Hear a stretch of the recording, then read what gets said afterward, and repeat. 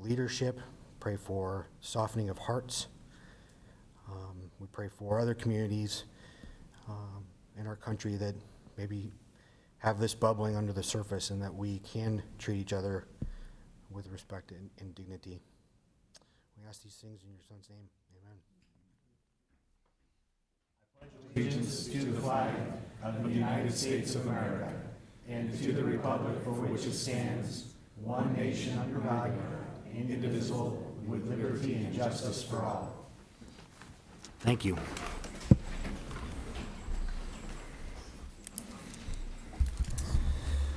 Communications. Anything at this time, sir? No, I do not. Okay. First opportunity for citizen input and community announcements. So this is an opportunity for you to address the council on non-agenda items. You'll be given time to tell us what's on your mind, and if there's something that we need to take action on, we will gladly do that. First up, I've got, that's on tonight's agenda. So the only card I have that's on a non-agenda item is Miss Betty Crawford about the Kitty Caper Parade. And if you do come up to speak tonight, please press the button so that the little red circle becomes green, and then speak directly into the mic so that we can hear you, and then those at home as well. You know, I just got these glasses recently, and the first time my grandson saw them, he cracked up laughing and said, "Granny glasses, granny glasses." Good evening. I'm here tonight to share some really cool news. I'm representing the Canby Kiwanis, and as of yesterday, we had our Kitty Caper Parade, Canby Kiwanis Kitty Caper Parade. This is the parade, for those who might not know, that leads the kids of Canby from night school into the fairgrounds with their parents to open the fair. And we had a wonderful year this year. We had so many cool bicycles. The kids can come the night before, decorate their bicycles, and leave them overnight in the gym at night school, so they don't have to, so the parents don't have to cart bikes back and forth. And we had about 40 that were left in the gym alone, and they were just cool with balloons and frillies, and it was fun. And parents who were there decorating their baby strollers even. I do wish to thank the Canby Police for helping us put this on, the Canby Fire Department, of course the Canby Event Center, who provided for us the tickets to the fair for our participants, and of course the Canby workforce, the City of Canby workforce, for out there putting up the barriers and helping us be safe. We did have an awesome event this year, awesome parade. It was really awesome. We had the Eagle Scouts, who were our grand marshals, remembering that this is a kiddie parade, so we have tried to focus on the children of Canby. The American Legion, as always, were our wonderful grand color guard. And as I said, we had all the kids in their bicycles and the parents in the strollers and some floats. It was wonderful. And this leading up to why it was even more wonderful, successful, is that we had over 1,200 participants in this parade this year. As last year, we had about 600, I think, and we had 1,200 this year. And hopefully next year will be even bigger. So I just want to share that awesome thing for the kids. So thank you very much. Thanks, Betty. Thank you.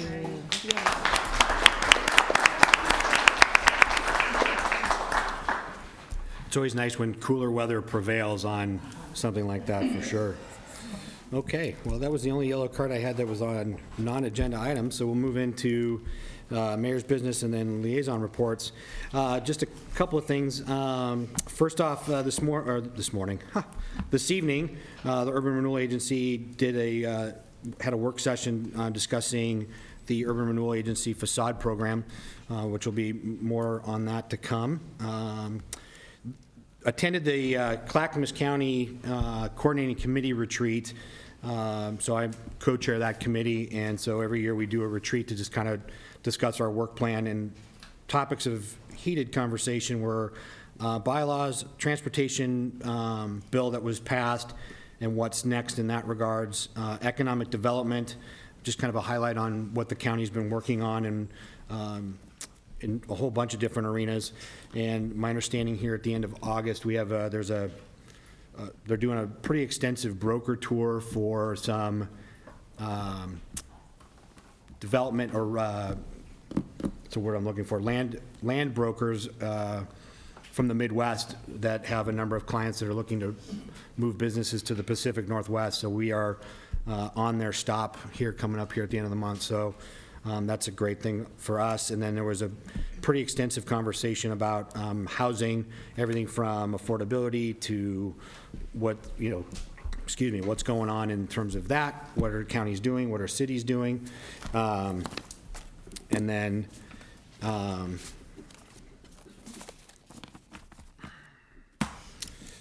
so there was more to come on that piece. The other Monday morning this week, we had the groundbreaking for the Dahlia.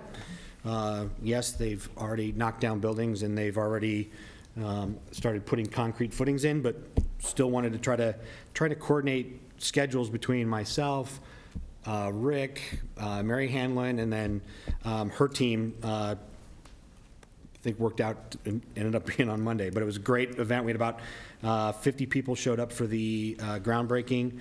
I want to thank Rick and Mary Hanlon for really bringing this together and the ongoing pencil sharpening it took to get us to this point. And so it's going to be a great project for our downtown, and I'm very excited about it. Some upcoming events, as you know, the Fair and Rodeo is going on at the fairgrounds. We've got Junk Refunk this Saturday, so please come down and check that out. They're going to be blocking off, I think, all of First Avenue, and I think last year they had almost 10,000 people in downtown, so they're expecting the same kind of turnout. Canby's Big Night Out is on Friday the 25th. I think that starts at 5, right, or 6? 6. At 6 o'clock, then that's followed by Canby's Big Weekend. We've got the Cruise In Car Show, the Dahlia Festival at Swan Island Dahlias. I think there's still a quilt show that's being planned. Also coming up, we've got movies in the park, one on August 19th and one on the 26th. So check your calendars or put them in there for that. That's all that I have. We'll start with liaison reports. Councilor Smith? Thank you, Mr. Mayor. Planning Commission meeting was canceled last week. The French Prairie Forum was canceled for today. The fire district did not meet since our last meeting. Talking to the mic. How about if I turn it on? Planning Commission did not meet, Fire District has not met, and French Prairie Forum was canceled for today. Congressman Schrader canceled on the event, so they canceled the whole meeting. And so I'll keep it short. No other comments. Great, thank you, sir. Councilor Parker? Thank you, Mayor. Nothing new to report this week. Thanks. Sir? Councilor Hensley? Likewise, Mr. Mayor, in light of what's going to be a very long meeting, I will forego my comments as nothing really eventful has happened. Okay. Councilor Dale? Yes, Mr. Mayor, likewise attended the Dahlia groundbreaking. On the Canby utility front, they have had bid opening this week on their new headquarters. They had 5 bids, which was very pleasant to have. Rick shaking his head yes. Rick will also appreciate that all the bids were very closely clustered together in amount, so no wild outliers. That tells us they have 5 serious bidders, so they'll be qualifying and approving those and selecting one before long. Also attended the Clackamas County Fair, had my inaugural and this year only one corn dog of the fair. I sent our city recorder a picture of the entire tray of corn dogs and had to admit I probably couldn't handle them all, but I've been sworn to one corn dog this year. I know Councilor Parker was there the first day as well. I only was able to talk to a few vendors, but the ones I talked to seemed fairly encouraged about the day's sales. I'm on the fair board as well, so I play a dual role, and my job was to go around talking to all the vendors. To a person, they said they expected this to be a record year for sales. Very good, very encouraging. Had a couple tough years with the weather and such. And then finally, Mr. Mayor, at the risk of being self-serving, I will make a shameless brag on my daughter Dana, who has earned herself 9 blue ribbons this year in agriculture and photography. Fantastic. So Congratulations. I have no shame. That's no. Thank you, Mr. Mayor. Hey, there you go. We'll have to play this back for her later. Yes, she will. Counselor. Hello.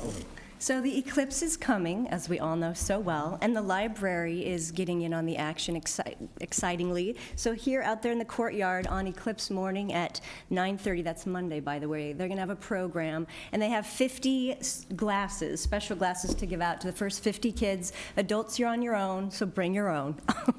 But it should be fun. There's activities and things like that, so, and refreshments. So I'm glad they're doing that. I'm going to report a few library things. So we have reached the goal of 12,000 borrowers, which was a goal of our library director. 12,050 to be exact is where we're at. So she's happy to report on that. The summer reading program concluded last Friday. Adults, teens, kids, lots of people completed lots of different reading cards, and so they were pleased about that. I won't go over the numbers for the sake of time, but thanks for everyone for participating in that. And then I attended a 4th of July debrief with Jamie Stickle, our Main Street manager, earlier this week to talk about how it went, how we might make improvements for next year, so that was pretty rewarding. And I missed the groundbreaking for the Dahlia, darn it, but I was there in spirit. And then the Kiwanis, yay, I just wanted to say again, thank you for organizing that kitty caper. My kids went, but I didn't, and they marched with the library, actually, so I was proud of them for doing that. So thanks for doing that. And that's all I've got. Thank you. Yeah. Counselor Spoon. Thank you, Mr. Mayor. Rick, are the materials that were on display at the groundbreaking, are they on display somewhere else if someone wanted to see them? They haven't been returned to us yet. The developer still has them. They will wind up back here, and we will display them when we get them back. Awesome. Yeah, the groundbreaking was fantastic. Thanks for putting it together, and it'll be neat to have them available for people to see kind of what the plans are for them. And I can't actually take any credit for that, but I will pass that on. Also, in terms of movies in the park, yes, August 19th, just to add a little bit more information, will be Moana. And August 26th is going to be Lego Batman, and the movie will start about sunset. So I'm pretty excited. And then next year, the group of us that are kind of working on it are bringing back a complete series. So there'll be more to come next year, which is pretty exciting. And then for liaison reports, Bridging Cultures met, and Police Chief Brett Smith came and gave a little bit more information on the data that they put together that was presented in the town hall from a couple of months ago, in terms of how to continue to improve relationships between the Latino community and the police department, and his continuing efforts to create a citizens academy. And then Bridging Cultures actually also did another survey to kind of see, at this point, because one of the major efforts initially was to kind of build a survey for the police department and the Latino community to see how we can bridge any cultural gaps there. Because we've moved through that process, they're doing another survey now to determine what the next thing they should take on is and what the needs of the community are and how Bridging Cultures can be a part of it. So it's really kind of exciting to see ways that they might change and evolve over the coming months. But it was really great to have Chief Smith there, talking about numbers and the police department and how we can all work together. So that's all I have. Great. Thank you, Counselor. Appreciate it.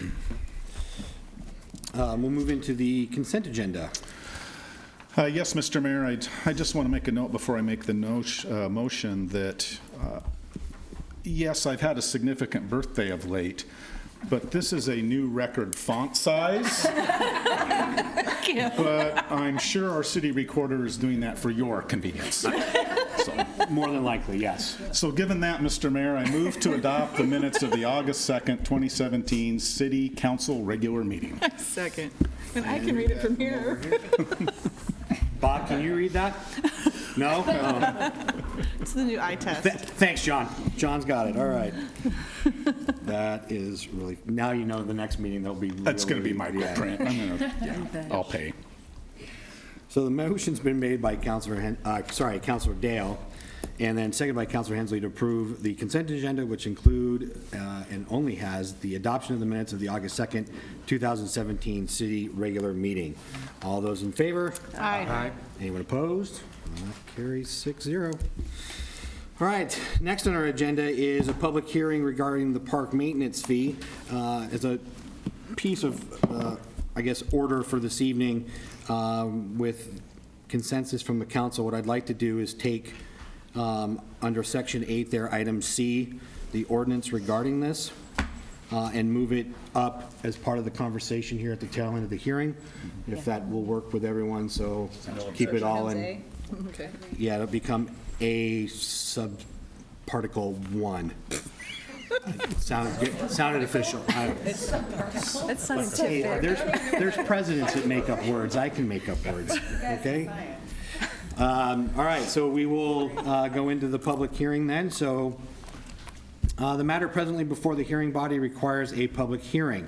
All interested persons in attendance shall be heard on the matter. If you wish to testify on this matter, please fill out a yellow public testimony card and give it to the city recorder. At the appropriate time, please step forward to the microphone, turn it on, state your name, and interest in the matter.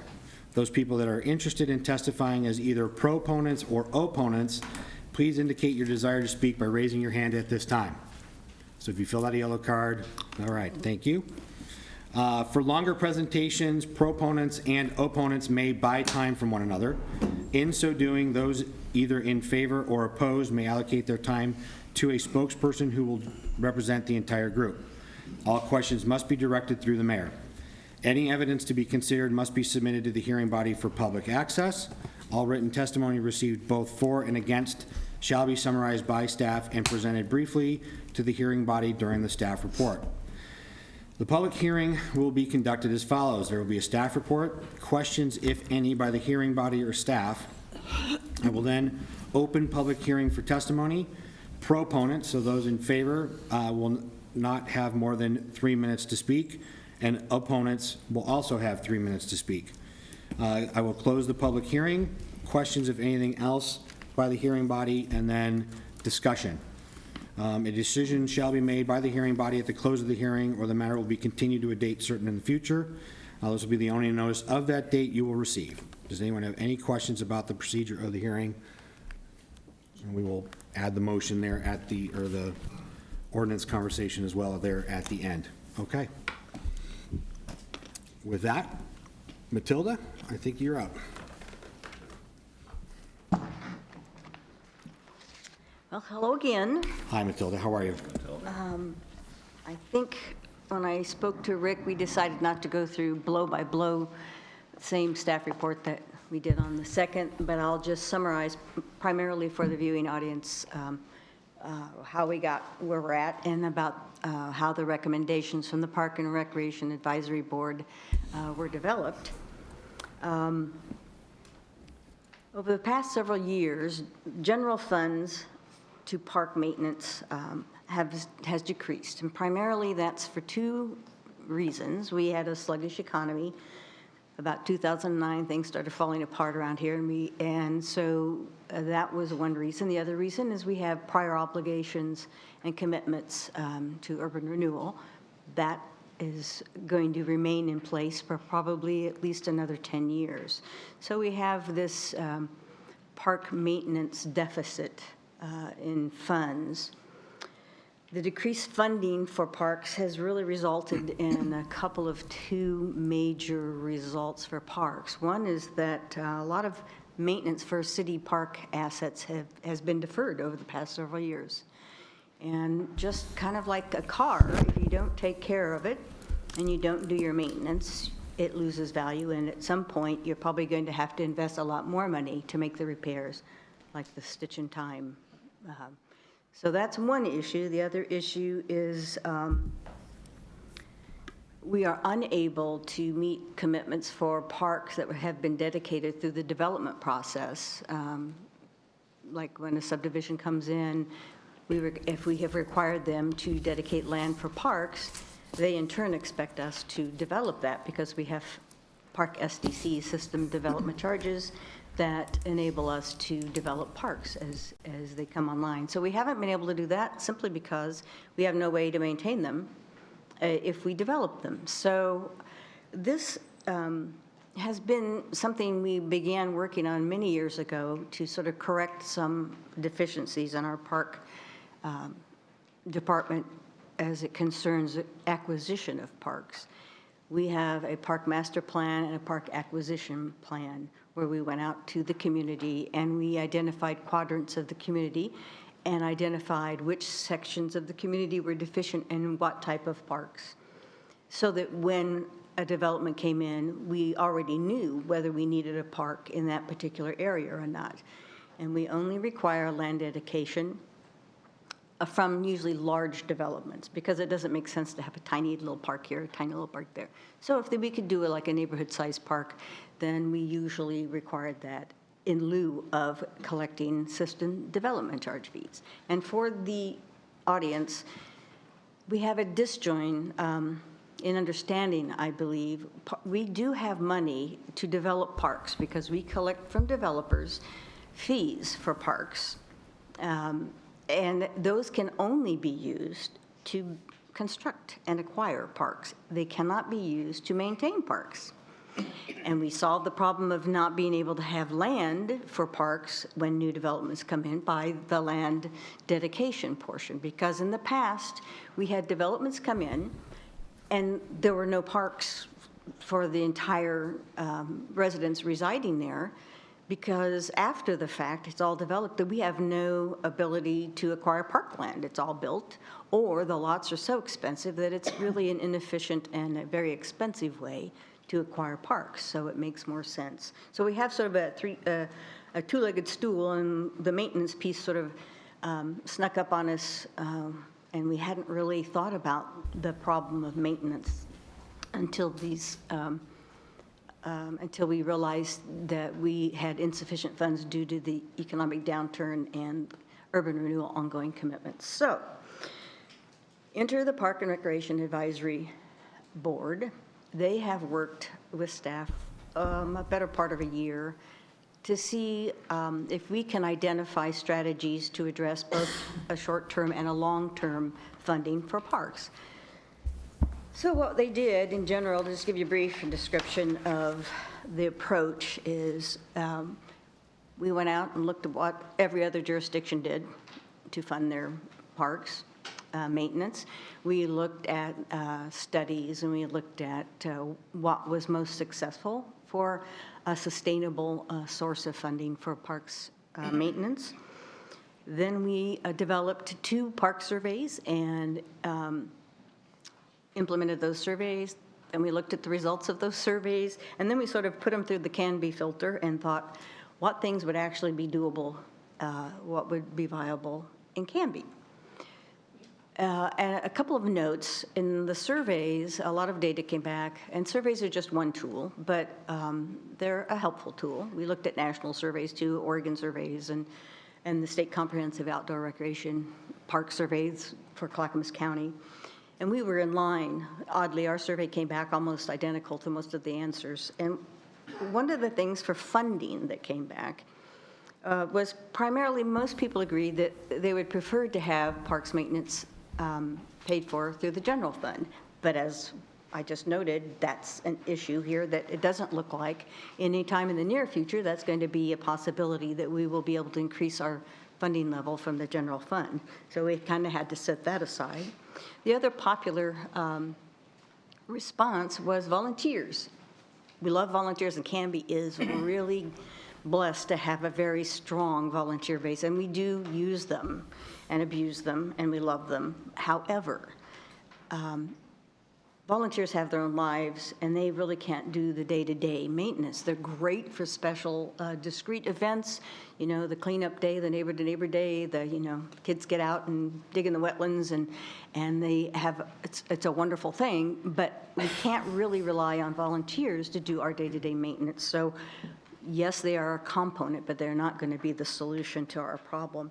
The other thing that was popular were fees, and that sounds great, and even the communities that have fees, they usually don't recoup but a portion of the money that they need. But still, that would be a good component. The only problem is that assumes you have facilities for which to charge fees, and that you have staff to administer and manage those fees. We have really neither. We have the gazebo, and we aren't set up to manage that. I think that's a future thing that it would be very viable for Canby. But for now, what came out of this was a recommendation for a near-term solution which would be similar to our street maintenance fee. It would be a park utility fee, a monthly fee. The Park and Rec Advisory Board recommends $5 because that was the most popular response that we got, which was a little bit surprising. We did 3, 4, and 5. 5 came back the most popular, but so that is the recommendation we're going with. And that's like, I believe, a latte a month for people. If you forego one latte, you probably have paid your park maintenance fee, which is, seems like it could be a doable thing.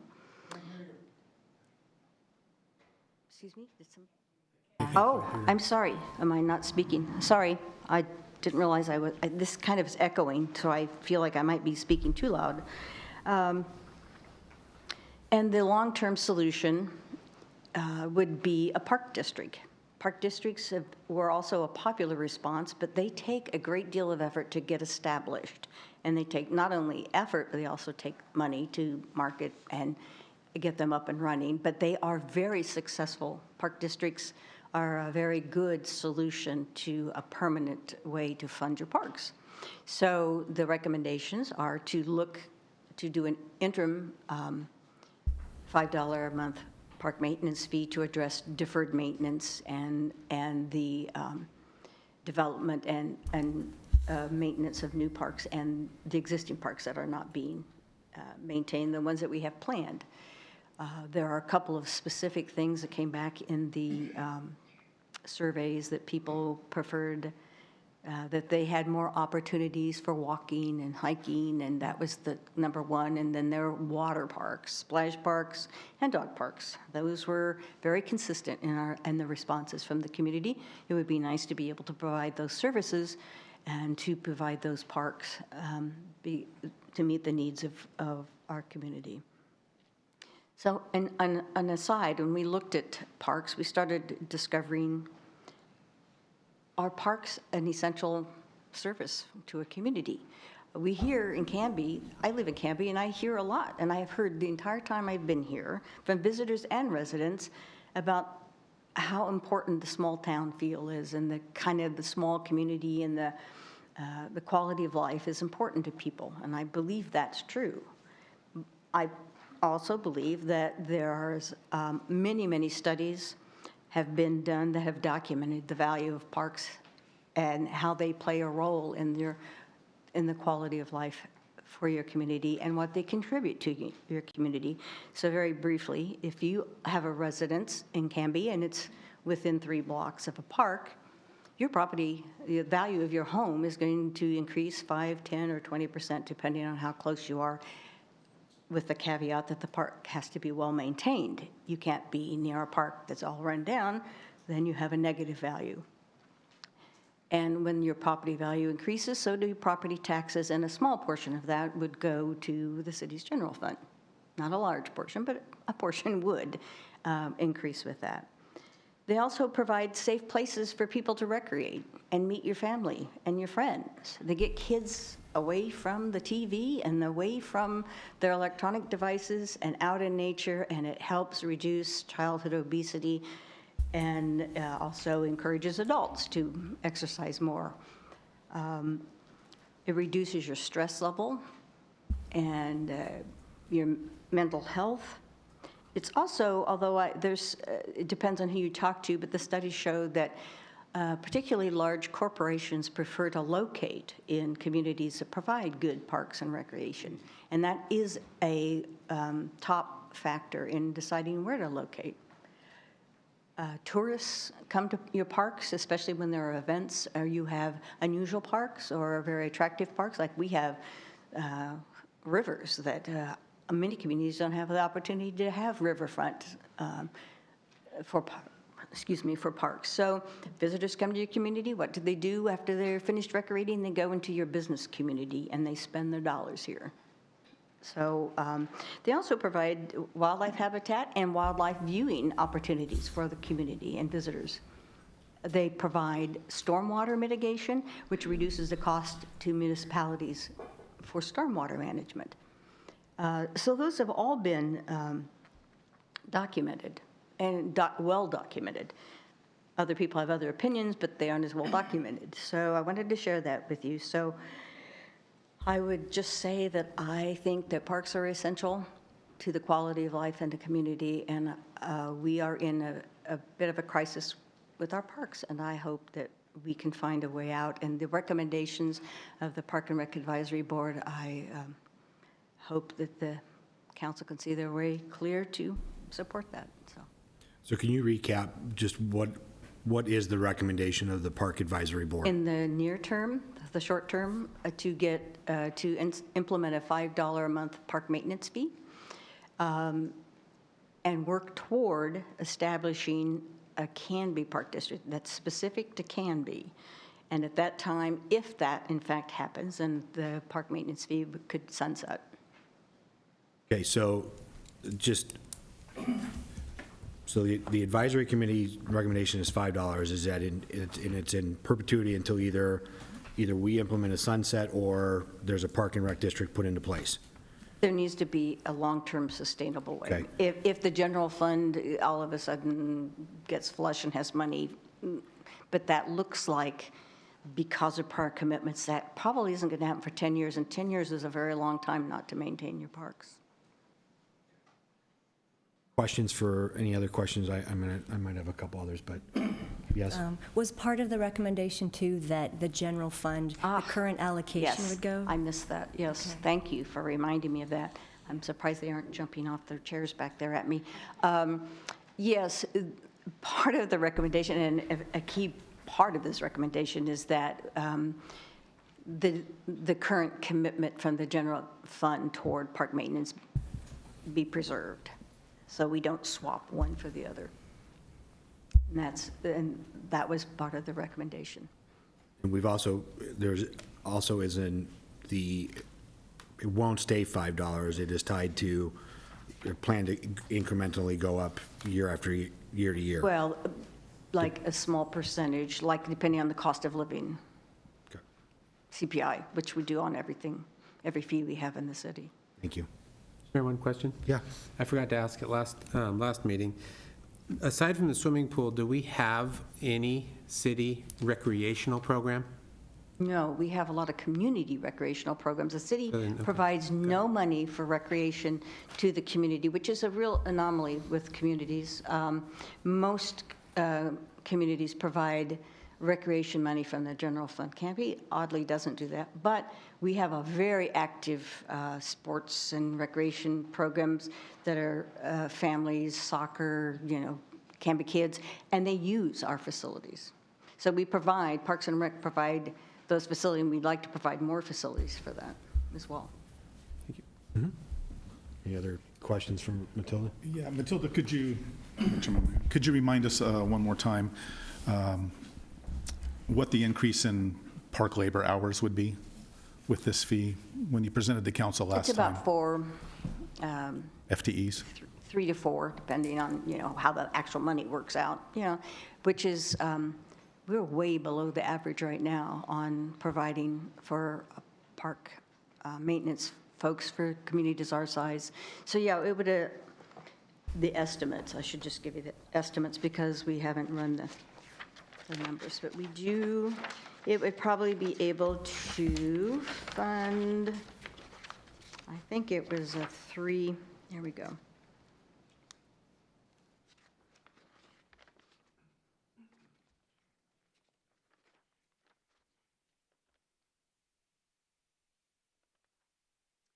At $5 a month, it would probably be 3 to 4 employees. 3 to 4 additional FTEs? And, yes. And then And that would put us probably like at 7. The average is like 9.5 for a community our size, so. And the fee also, it allows room for materials for maintenance as well. Yes. Very good. And we had some talk before, just for the audience expectations, that we will have an initial focus on catching up on deferred maintenance? Okay. Yes. How many hours of deferred maintenance do we have currently? We have deferred maintenance, 4,000 is sticking in my head. 2,869 hours of deferred maintenance. Say it again? 2,869 hours of deferred maintenance now. Okay.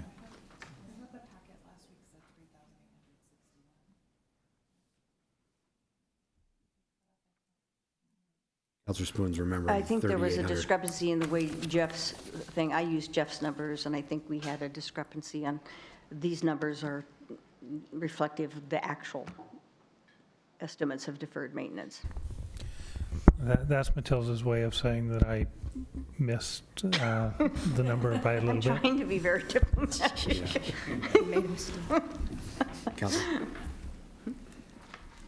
Just so I can keep it straight, so this fee would provide 3 to 4 additional FTEs. The average community of our size has 9.5. How much do we currently have for people that, just because I don't think we went over that? That would bring us to a total of about 7, is that right?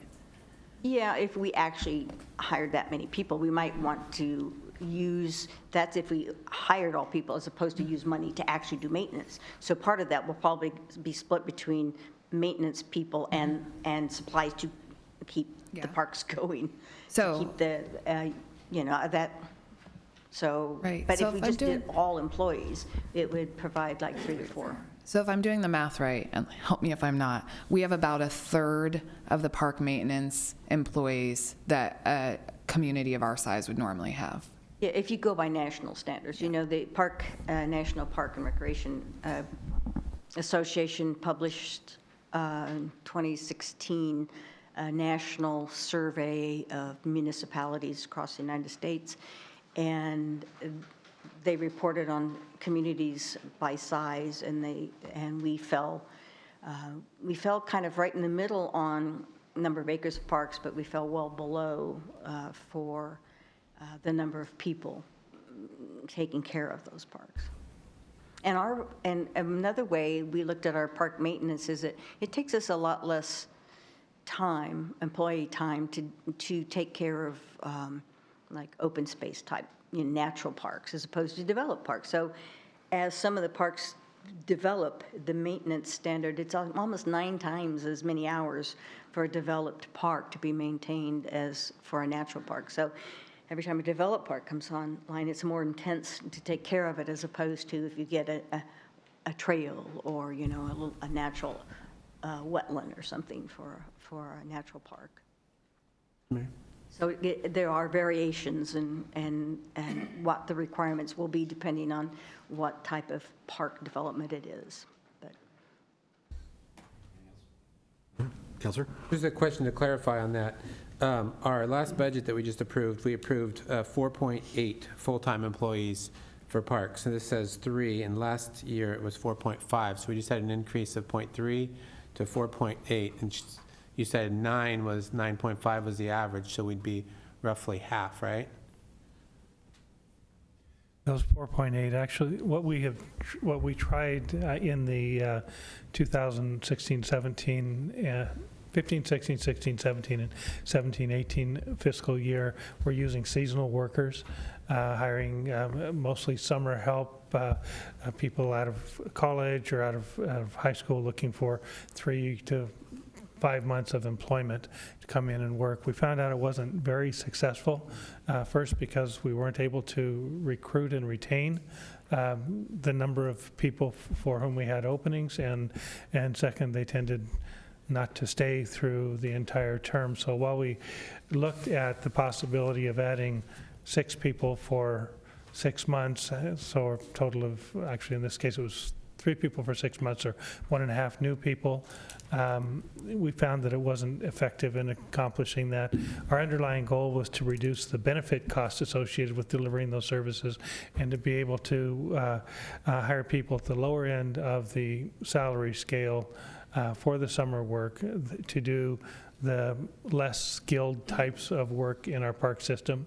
And we just found that it wasn't as successful as we had hoped it would be. It was significantly better than not having any help at all. We had a wonderful group of mostly young people, but it just wasn't something that was sustainable. We were hoping that we would get the same people coming back year after year too, and that didn't happen. We did have a couple returns, but for the most part, we started brand new, having to train new people this year. This was our second season of trying this. So I spoke with Jeff Snyder about this several times over the summer, and he was pretty disappointed overall in their ability to find people to fill those positions. That's what you were looking Not for. really, I just wanted, it's 4.8, right? It's not, our number is 4.8 in our budget. The number of full-time equivalent positions is distinguished from full-time positions. We added the total number of hours. So the maximum, if you included the seasonal workers, would have added up to 8,000, close to 9,000 hours. The reality didn't work out that way because we were filling part-time positions, we attempted to fill part-time positions unsuccessfully, rather than having 4.8 full-time equivalent bodies.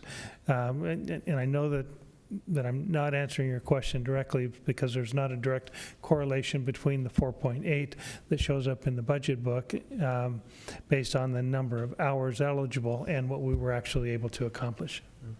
I think the number was closer to maybe 4 to 4.2. Yes.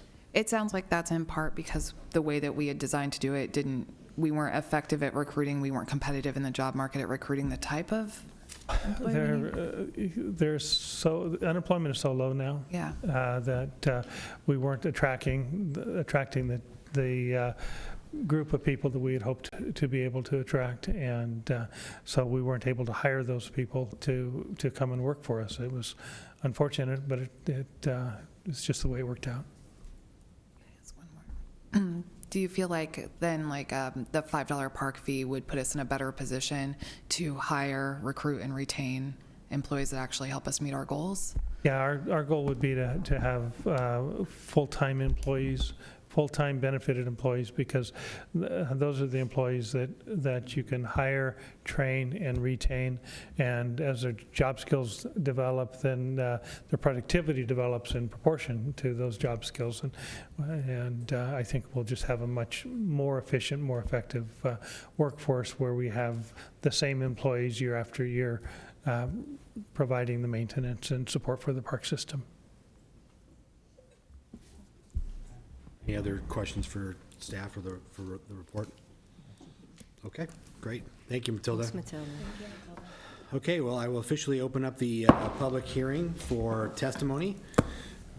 If you are waiting on filling out a yellow card, please do so and add it to our lovely stack and conversation here.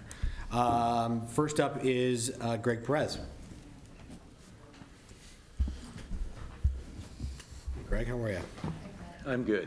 I have a handout for each and every one of you up there, but we all know if I give it to you now, you won't pay attention to what's being said. In school and college, it's the same thing. So I want to reiterate just a couple of things that Matilda had already spoke about, and it's about Canby's park maintenance fee, and I'm for this. Fees are common. They're throughout the United States. Only the wealthy cities and metropolises will have philanthropists that will donate money and run the city park maintenance, and then nonprofit organizations. That's hard to do. We don't have the numbers, we don't have the money in our surrounding areas to do that. So some of the fees, just real quick, are San Francisco, each individual is paying $23 a month, okay? Let's go to Cincinnati. Cincinnati's $13 a month. Philadelphia is $5 a month.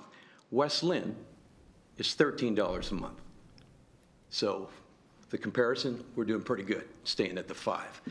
But the importance of the park maintenance is that they're going to take care, like Matilda stated, deferred projects, continue the maintenance on our current parks and bring them up to standards. We all know that there's been lack of pruning. Of course, I did see some today. Lawn care, watering systems in need of repair, playground equipment. These are things that should not be ignored. Because as was stated before, it will only cost more in the long run to bring the parks back to standards. We don't want that to happen. And that will happen. Each and every one of you are the responsible stewards of our community. And it's your leadership that makes decisive decisions effectively, each and every one of you. Your decision will make a great impact on our community, tourism, and the mental health and welfare of the families. By not supporting the fee will only leave our parks in a dilapidated state Without the support of this fee, I sense we are not looking at the overall picture of what the downfall would be by not supporting us. And I feel that you counselors are here for the good of all and a better tomorrow. So consider this, give it great thought, and I'm going to give you a flyer now. I need you to think about it. Thank you. Thank you. This is where we don't want to be. You guys can share. Thanks, Greg. So what Mr. Perez has passed out is, thanks, Greg, is a series of pictures of just, pardon me, other parks. Dilapidated parks. Yeah. Garbage. So, Yeah. Joe, or you want to maybe, I guess, pass that out there? Get one to Joe. You got one for the record? Yeah, we have one for the record, and one to pass around would be perfect if you could, Mr. Perez. Great. Thank you. Thank you. Mallory Gwynn. Mr. Mayor, could I defer to the end, please? Sure. Now, you understand if somebody else defers to the end, then you're not the end anymore. I can go now, but I prefer to do the end. Okay, if someone else, Mr. Mayor, City Council, thank you so much for opportunity to sit before you and the dear citizens of this community. I want to start by just confessing that we, as a chamber, and I'm speaking on behalf of the chamber right now, are absolutely pitifully unprepared to support or not support what's been presented here tonight. And I'm embarrassed. I've never been so embarrassed in all of my life that just in the last 24 to 48 hours, I've learned all of this just in that short a time. And even at our board meeting on Tuesday, it was presented literally for the first time at our chamber board. And I couldn't, and I want to reiterate, I couldn't be more embarrassed about this, but it is what it is. And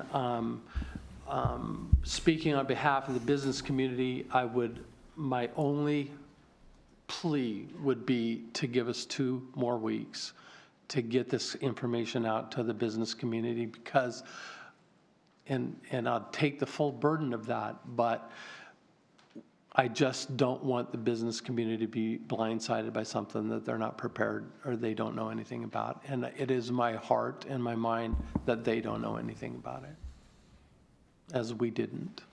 Not because it wasn't out there, but because we didn't do our due diligence. Thank you.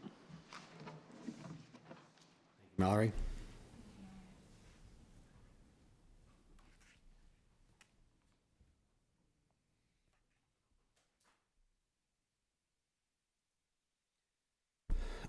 Next up is Jean Metzger, followed by Catherine, is it Wynn? Yep. Okay, so you'll be up after that. Miss Metzger. Good evening, how are you? Good evening. Thank you for the opportunity to speak. I am in favor of the parks in the city of Canby. I think they're a wonderful addition, and I don't think the parks maintenance fee is overly ambitious at this point. I'm a pickleball player, and I would love to see Maple Street developed into a pickleball park. Oregon City, in the last 5 years, has put in 8 pickleball courts. Wilsonville has put in 6 courts. Tualatin Community Park has put in 6 courts. Even Camp Whitcomb now has put in 6 courts. So pickleball is just a growing sport. It's a great addition to the cities that they have put them in. But I do have a concern with the amount of the fee and how it would apply to places like Hope Village, Marquee Care, Countryside Living, Ratcliffe House. They are businesses, which I notice are not included in the fee, but they're also dwelling units. And I just wondered if any consideration had been given to low-income people in those places. Other than that, why, that's my concern, and I would love to see more parks in Canby.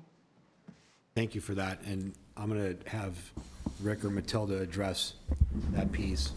Yeah, we do have a provision in the proposed language that would essentially have reduced by 50% the fee for those persons who are low-income seniors and disabled persons. That is worked into this? Yes, it is in the specific language of that section of the code is, as soon as I can turn to it.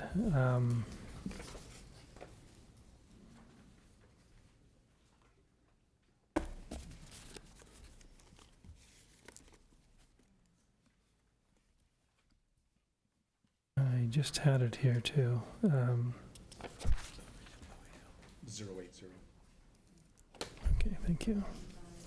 Page 20 of the Oh, thank you. packet, you guys. It's its own section.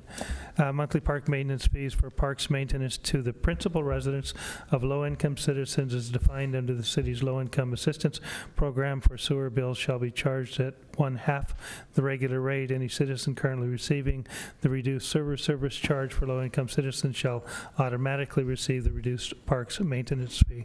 So, so those persons that are qualified as low-income, senior, or disabled persons, and we actually increased the threshold, the earnings level to make persons more eligible for the low-income assistance for our sewer program, so that would all apply equally to this program as well. A question, Rick, low-income assistance notwithstanding, Hope Village and such, they are a multifamily dwelling. That's Yeah, the part they would fall under? Yes, it would be. If they are assessed I'm using Hope Village and a typical apartment complex as an example, each of the dwelling units would be assessed the $5 fee. And if they qualified as either low-income seniors or low-income disabled persons, they would be eligible for the 50% reduction. Great, thank you. So Catherine, next up is Mr. Walt Daniels. Hi, Catherine, how are you? Hi, my name is Catherine Wynn, and I came here today to ask you to vote on the park maintenance fee without sending it to voters. I am a homeowner and a voter here within the Canby city limits, and I use the parks all the time. Yesterday I was at Maple Street Park with my daughter, and it was a beautiful day, and she's 2 years old and she wanted to play on all the equipment, even if it was way too big for her. But as we were playing, a lot of other people showed up. You know, we had couples walking their dogs, we had kids on their bikes, there were adults playing softball in the park, there were families going there to have a picnic dinner in the park, and I just realized that is our community, and that's what our parks are, and they're really important. And we want to have a really great community. We voted for you, we trust you, you've been given all of the information, more so than we could ever dissipate to all of the voters. And you know how important this decision is going to be to our community. And so I just want to say that our community loves our parks. Our community, as Matilda said, they want to use our funds for a variety of different parks. But we need to maintain our parks. So I'm just asking you, please put our community first and vote for the park maintenance fee. Thank you. Thank you. Mr. Daniels, and then next up is Bill Fenton. Evening, Walt. So this green light is... You're good to go. Just talk right into the microphone, sir. My name is Walt Daniels, 687 North Ash Street, Canby. I come from 25 years experience of at that end. 2 hours experience this end. Looking back at over the years that I've spent on the council, the amount of land that was donated to the city for for parks. At one time, we said, well, let's give us money instead of land. And then we found out the price of land was so expensive that, hey, let's go back to getting land. In 2003, we had 6 acres that was, I think it was approximately, it might have been a little bit earlier, over on 13th Street that was donated when that housing development went in. And it sat there. We didn't have money to develop it. About that time, we had Sequoia Parkway go through. That year, Kiwanis had a national program on parks. And we went out there and looked and said, say, they're taking all these trees out. Why don't we move those over to Legacy? Well, they didn't have enough people to maintain it. No problem. One of our members, every 2 days, would stretch a hose from Lee School all the way over and water those trees. And I don't know how many really survived because they did some changing in the plan. We went out there and measured where the berm was going to be and so forth. That was probably the newest park that the city had to be involved with. Sure, there was Arneson Gardens, which is kind of a place just to go down and meditate, see the azaleas. Northwoods Park, which a lot of people are using now as a dog park, and that sometimes doesn't mix with the kids too well. But those parks were developed by the individuals that did not have to, the city have to, but they had to turn around and maintain those. There's a lot of parks that need to be improved. How many of you know where like 19th Street Loop wildlife viewing place is? I didn't know for a number of years. We have a place over on 19th that overlooks that meadow over there. You can see beavers. They have to go out, staff's got to go out there and take out the beaver dams periodically. Nice place, but they only mow it once a year. There's a picnic table there, and you can sit there at the picnic table and you look out and see the wildlife out there. Echo Park or Eco Park, a nice park that needs maintenance. We're going to lose those trees someday if we don't get the ivy out of it. But again, they don't have a person of it do that. As I mentioned earlier, the developers that give us land for parks, I'm afraid one of these days developers say, we don't want to give you land. We got to work out something different because you're not developing the land we give. Feist Neighborhood Park. You could just put a small amount of trapeze and that swings in there, over by Trost School. Timber Park is coming on pretty soon. We're going to have to maintain that once when they develop that. People are asking for a dog park. Right now, they got to kind of clean up over at Northwoods because of that. We have a park out on a land that was donated on North Oak. It's called Sinman's property. It doesn't have a park name yet. These are some things that need to be done. And we had, in 2000, commissioned Walker and Macy to come up with a Canby recreational complex. A lot of these ideas I mentioned are in this plan. But again, we did not have the personnel or the time to do the maintenance of it. What are some of the needs we have right now? Sure, the athletic fields. Canby kids don't own the land. They're leasing that from the school. When the school wants to maintain it, we've gone through this with this adult center. They want to raise the fee. Well, this then turns around and the fee is charged to the participants. There's only one park that has a recreational facility on for baseball, and that's Maple Street Park. Soccer fields, Legacy Park has them in the back end. Years ago, I remember having some tournaments in town and soccer tournaments, and they took every field they could find, even some temporary ones. People like to come to Canby. Last few years, I haven't heard much about it because we just don't think. One of the things we run into the problem is conflict between sports. At Eccles School, there'll be baseball going on, and then people want to play soccer, and they're playing over in the weeds. So these are some problems. we can't let this cost of maintenance be deferred, because as someone mentioned earlier, it's going to cost us more as we keep progressing and going on. 61% of the people said they would support some kind of a funding for the park. I'm sure you've seen these figures. 95% said it's important that the parks be maintained. What do you think is the most important park in Canby by populations filling out this? It's Wade Park. Some of you probably know that because there's so many different types of activities can be done there. This plan calls for a splash park in there, a sandbox with dinosaur bones in there that kids can dig into in this plan. We say $5, that's just the price of one latte a month.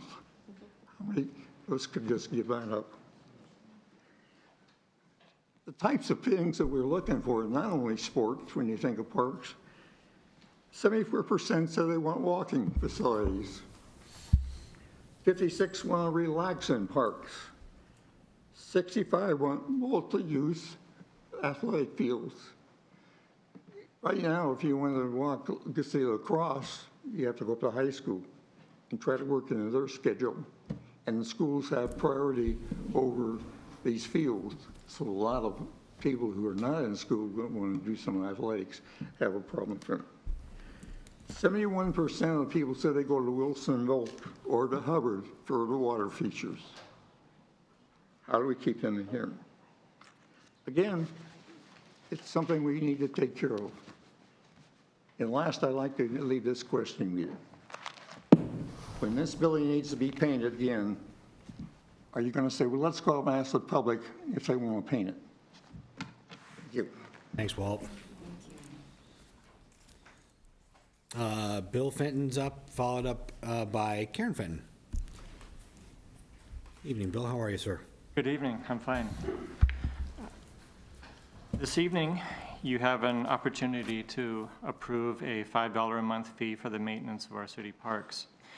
You've already heard how needed this money is to our parks. There are 2,869 hours of deferred maintenance. Needed maintenance that's not being done because there simply isn't the money and the manpower to get it done. As a homeowner myself who tries to keep up with the maintenance of my house, I can't imagine how we can even expect to maintain our parks without this fee. Now, I know that some of you might be tempted to defer this matter to the voters, but we elected you to represent all of us. Matters come to you that you have the time to research and dig deep and do what's best for our town and our citizens, all of our citizens. But for myself, I'm more than happy to fork over the cost of one Starbucks venti coffee frappuccino every month to ensure that our citizens can continue to enjoy its many parks, and who knows, we might even attract some out-of-towners to enjoy our parks and maybe patronize some of our businesses while they're here. Thank you for your time. Karen, and then Judy Zettergren. Did I say that right? Thank you. Evening, Karen. How are you? So, I am also in favor of this fee, and I am a voter and a Canby resident of Canby. So as a nurse, I feel very strongly that parklands need to be as plentiful as possible. Type 2 diabetes not too long ago was known only as adult onset diabetes. Diabetes has only very recently become a chronic and widespread disease in juveniles attributed to obesity. Diabetes is a horrible disease. It can lead to blindness, amputation of limbs, and kidney disease. Incredibly, it is also the only debilitating disease that, if not too advanced, can be reversed by proper exercise and diet. Imagine a disease that you can say no thanks to by primarily paying attention to your exercise and diet. When children have parks nearby, they can put down their electronic devices and instead run and play. They need our parks to get the exercise and be healthy. Secondly, when any of us loses a job or gets a depressing diagnosis or loses a friend or family member, we are comforted by nature, by the beauty and quiet that one can find in a park. The value of a park may not be seen by some who only value money-making and spending as their measure of what is worthwhile, but worshiping the false god of money merely ignores the fact that it is nature that sustains us. Thank you.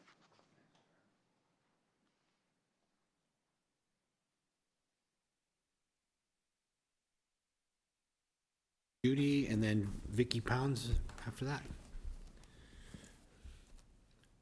Like it's green to go. Thanks for letting us speak up. We moved up to Canby in 2014, and we're thrilled to find that we had a park system.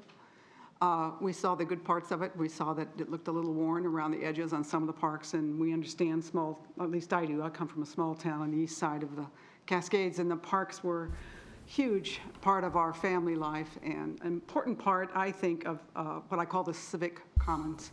I think that parks are really key for all of the families, regardless of income.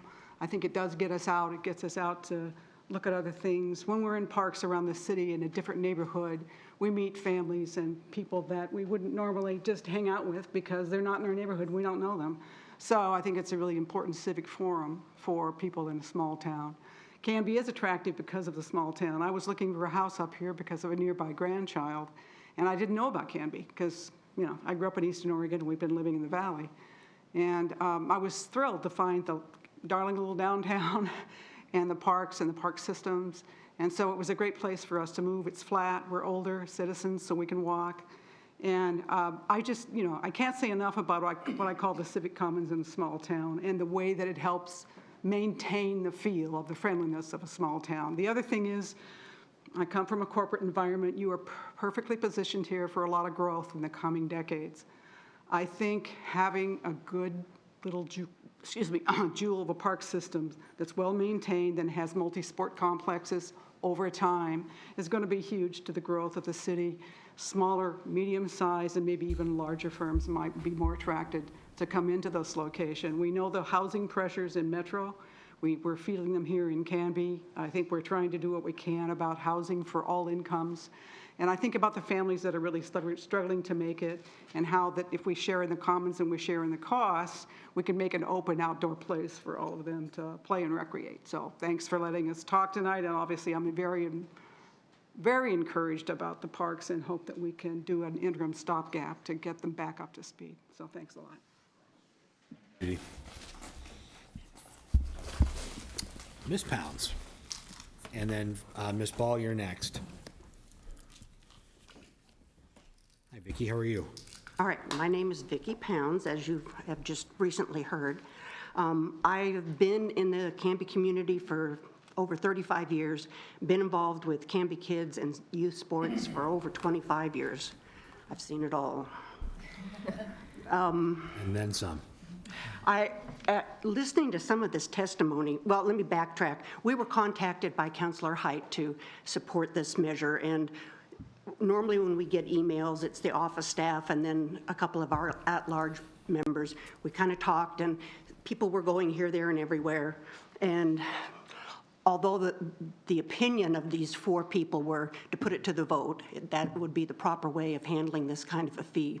This is not the opinion of Canby Kids, because we have not met, we haven't had the time. Canby Kids does not have any kind of position on this. I am speaking mainly to let people know what Canby Kids is, because I'm sitting here listening to some of this stuff, and y'all need to be caught up. Canby Kids, we do the outdoor programs. We do about 10% of grade school and middle school kids. We are the recreational program for outdoor sports. The indoor sports use school facilities, and they pay a fee. Canby Kids does not pay money to use the fields. What we do is they allow us to schedule the fields, and we maintain it. They come out and they mow. We put about between the 5 sports, which is baseball, softball, football, soccer, and lacrosse, we put anywhere between $40,000 and $60,000 into maintaining school fields. which is basically the middle schools and the grade schools. And for that, they let us schedule that. The indoor facility is a little more complicated because you've got so many different kinds of uses for it. And this has been a great way of doing this with us. We have superintendents come in, and they look at the staff and they go, "You've only got one person doing all this?" Well, yeah, it's because Canby Kids probably saves a couple of staff people to maintain these fields. Let's see.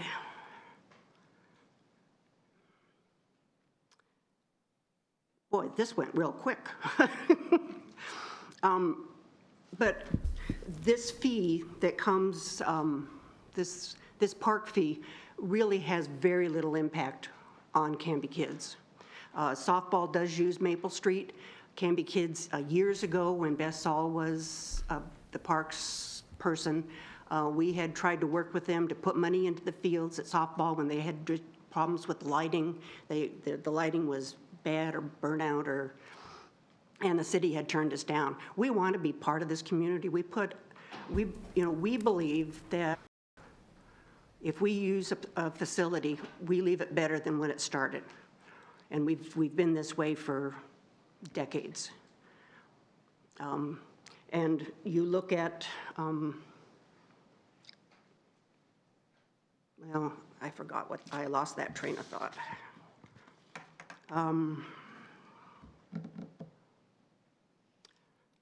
I think that's my statement. You've all been educated. Thank you, Vicki. And we appreciate the school districts and the city and what they do. I think we provide a good service for the community. On volunteers for the most part. You do. Thank you, Vicki. And I'm one of them. Florence Ball, and then Alan, sorry, is it Goldberg? Goldbeck. Goldbeck, thank you. I'm Florence Ball. I've lived here in Canby for about 40 years now. And a year and a half ago, I purchased a lot over in Northwood Estates. I paid more than $5,000 into the Park and Recreation SCD fund. And Matilda mentioned to me, or she answered my question as to what that was and everything.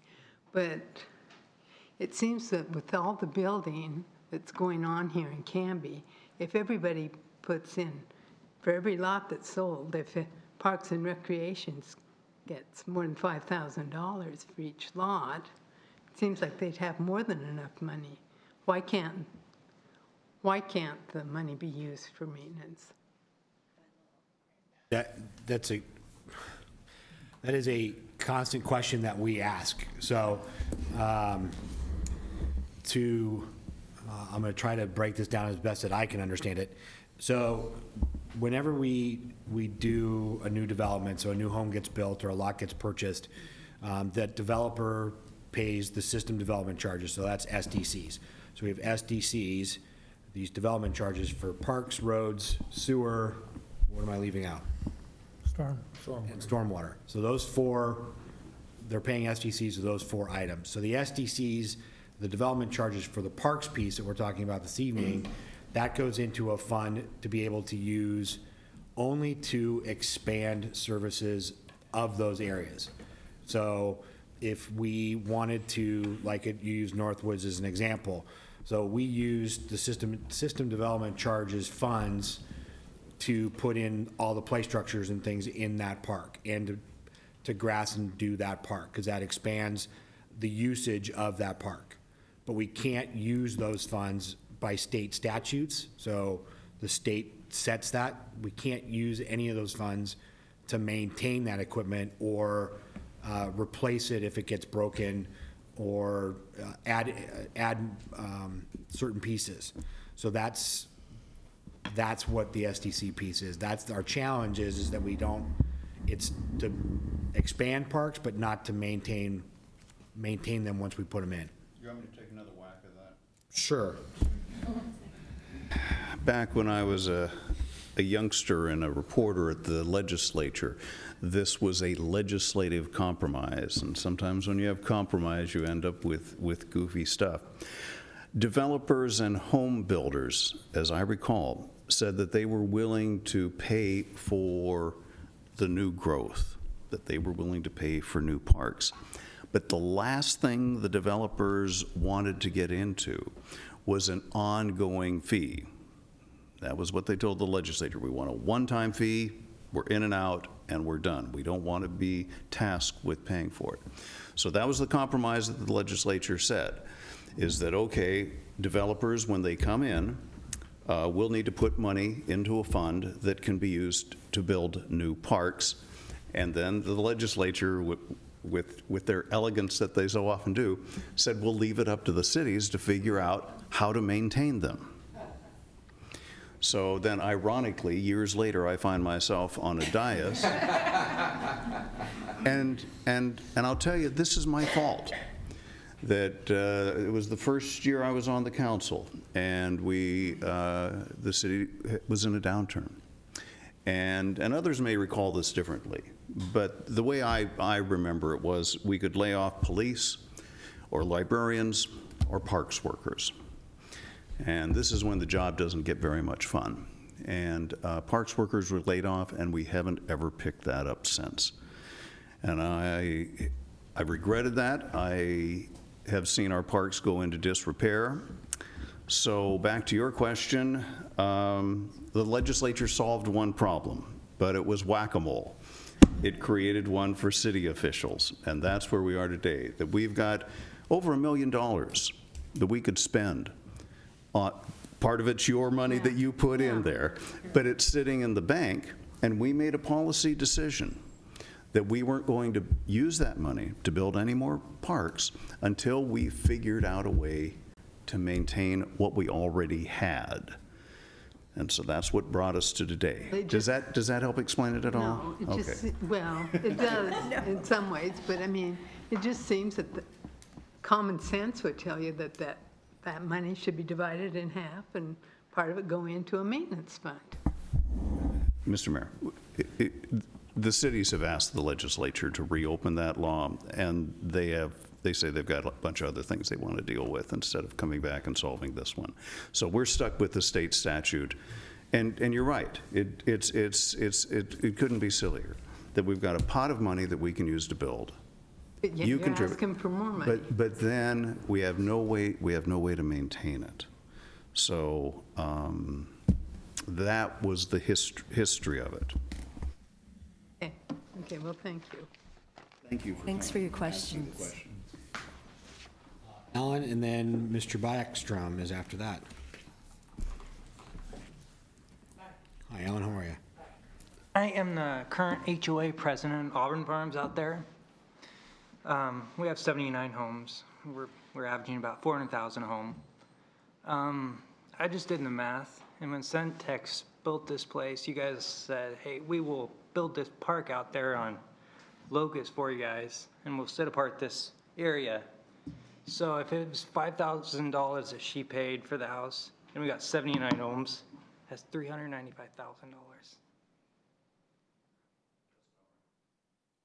So that's a lot of money for just sit on, and it'd help out with the businesses and it'd help out with everybody. You know, bringing people, I'm a sales guy, so I go all around Portland. Oh, what'd you do over the weekend?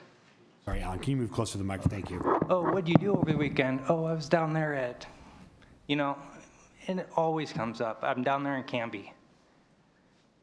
It's awesome to hear. I mean, oh, were you down at what park were you at? Did you float the river? What do you do? You know, so I'm just saying that it's super, super important to do this stuff. I don't know, that's it. Thank you, Alan. Thank you. Appreciate it. Mr. Backstrom, and then John McKeon. Mr. Backstrom. Thank you, Mr. Mayor. I'm Bob Backstrom. I've lived in Canby for nearly 40 years. When I filled out the yellow card tonight, I didn't know which box to pick because I love parks. But I'm here to just go over some of the steps that led us to where we are now. So please, no one in this room conclude that because I'm giving you some facts that may be against what we're here for tonight. It's not because I'm against parks. In fact, when Northwoods was being put in, our neighborhood association, of which I'm the chair, we insisted on a big park, and they were going to put in a little one. And we said, no, you're going to put in a big park. And they ended up putting in a pretty nice big park area, and it's a beautiful area. But in my opinion, this measure should be tabled or referred to the citizens of Canby. You've done that before. You have a history of doing that. Our city is faced with many expenses, not only a parks deficit. I'm also on the budget committee. I know how we're hurting. Many streets are in poor condition. The water tastes moldy every year, and it's just started again in the last week or so. We have only one traffic officer for this large city, and our traffic is increasing, as we all know, and your own experts have told you so. The regional transportation is going out of sight. This one traffic officer can work 4 days a week. He doesn't get here sometimes during rush hour, and it's a major problem. We have infrastructure issues, and we have staffing shortages. The $288,000, which I read from this fee, would allow the police to add 3 traffic officers, enough to be in neighborhoods every single day. Wouldn't that be nice? So all I'm saying is our priorities, we're having tugs against our priorities. Don't you think we should poll the citizens about where to spend some of that money? Maybe they would rather have police officers. Maybe they would rather have this or that or this. More time and discussion and research are needed before you move to spend taxpayer money. It is a difficult situation, and we thank you for your hard work. The recent park survey had nearly 200 responses on most items. That's approximately 1% of Canby residents. The park's fee question allowed 807 multiple responses. Out of those 807 multiple responses, only 18 thought a park's fee was a good idea. That number represents 1/10 of 1% of Canby residents. In other words, a parks fee solution was roundly rejected in the Parks Committee's survey. Not only was it roundly rejected, of the 9 funding options for parks in that survey, the parks fee choice came in dead last. It was 9th out of 9. So councilors, you're faced with another difficult decision as usual, and there's a lot of public pressure on a very important topic. We all love parks. I love parks. Who doesn't love parks? But this isn't just about parks. It's about balancing the precious resources of our limited budget, and it's about public trust. Why would you commission a survey if you don't intend to honor the results? I hope that you will not make a decision tonight. There's confusion, there's documented support contrary to this motion, and a potential decision that has serious and far-reaching consequences. The fair thing to do is either table it or refer it to the voters. It is a very important topic, and it deserves much more study.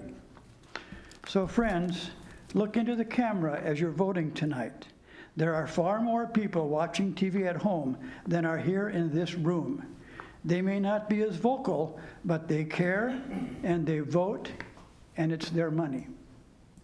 Thank you. Thank you, sir. John, and then Andrew Hale. Thank you. I appreciate you letting me come and speak tonight.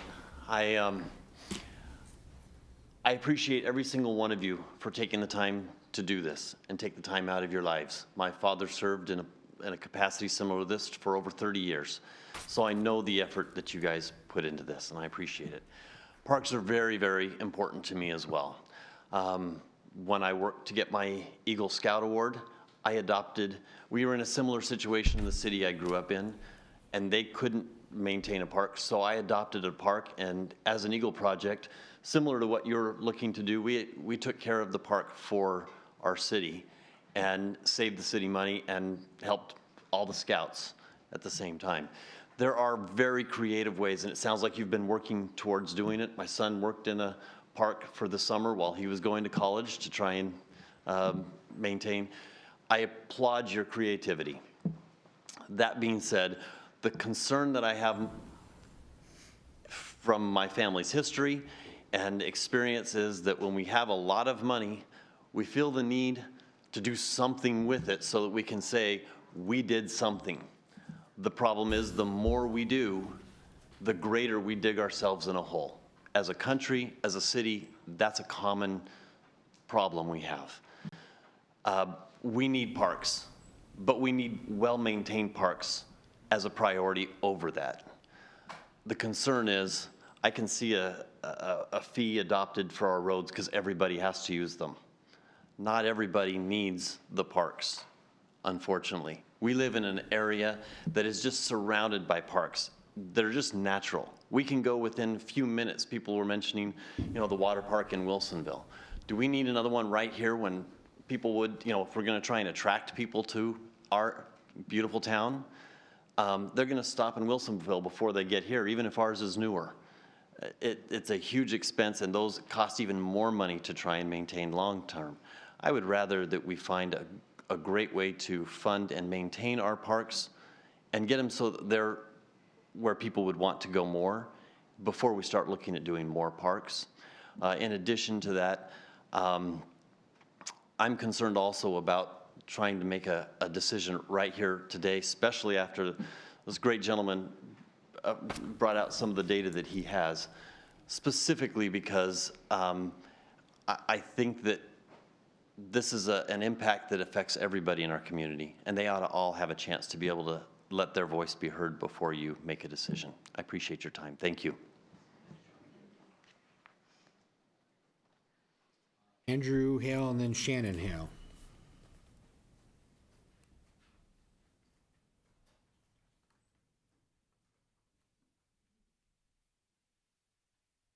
Good evening. Hello. Evening.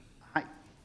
I would just like to say that I believe that the parks here are important. They've been a part of my life. I grew up here. I spent a lot of time in all the parks around town, and I've seen over the past few years the maintenance issues that are happening. So I would like to say that I believe that it is the city council's responsibility to take care of that. It is something that was committed to when the parks went in. You don't buy a car and not maintain it. You don't buy a house and not maintain it. You don't put a park in and not maintain it. I think it's a responsibility you, as city council members and as the mayor, have to maintain those parks. So I don't have a lot to say. I just think that it's important, and I think that that's a decision that rests on your guys' shoulders. Thank you. Thank you, Andrew. Shannon, followed by Ryan Oliver.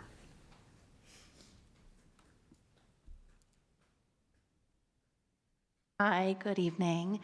So my name is Shannon Hale. I have lived in this wonderful city of Canby for probably about 15 years with a small break in the middle. I moved here from a small town in South Dakota that is very, very similar to Canby. It probably mirrors Canby about 90%. I have 3 children aging between 2.5 to 14. We utilize these parks constantly. My kids would absolutely love a splash park. I would love a dog park for my dog. And my older one would probably really love to have an expanded skate park.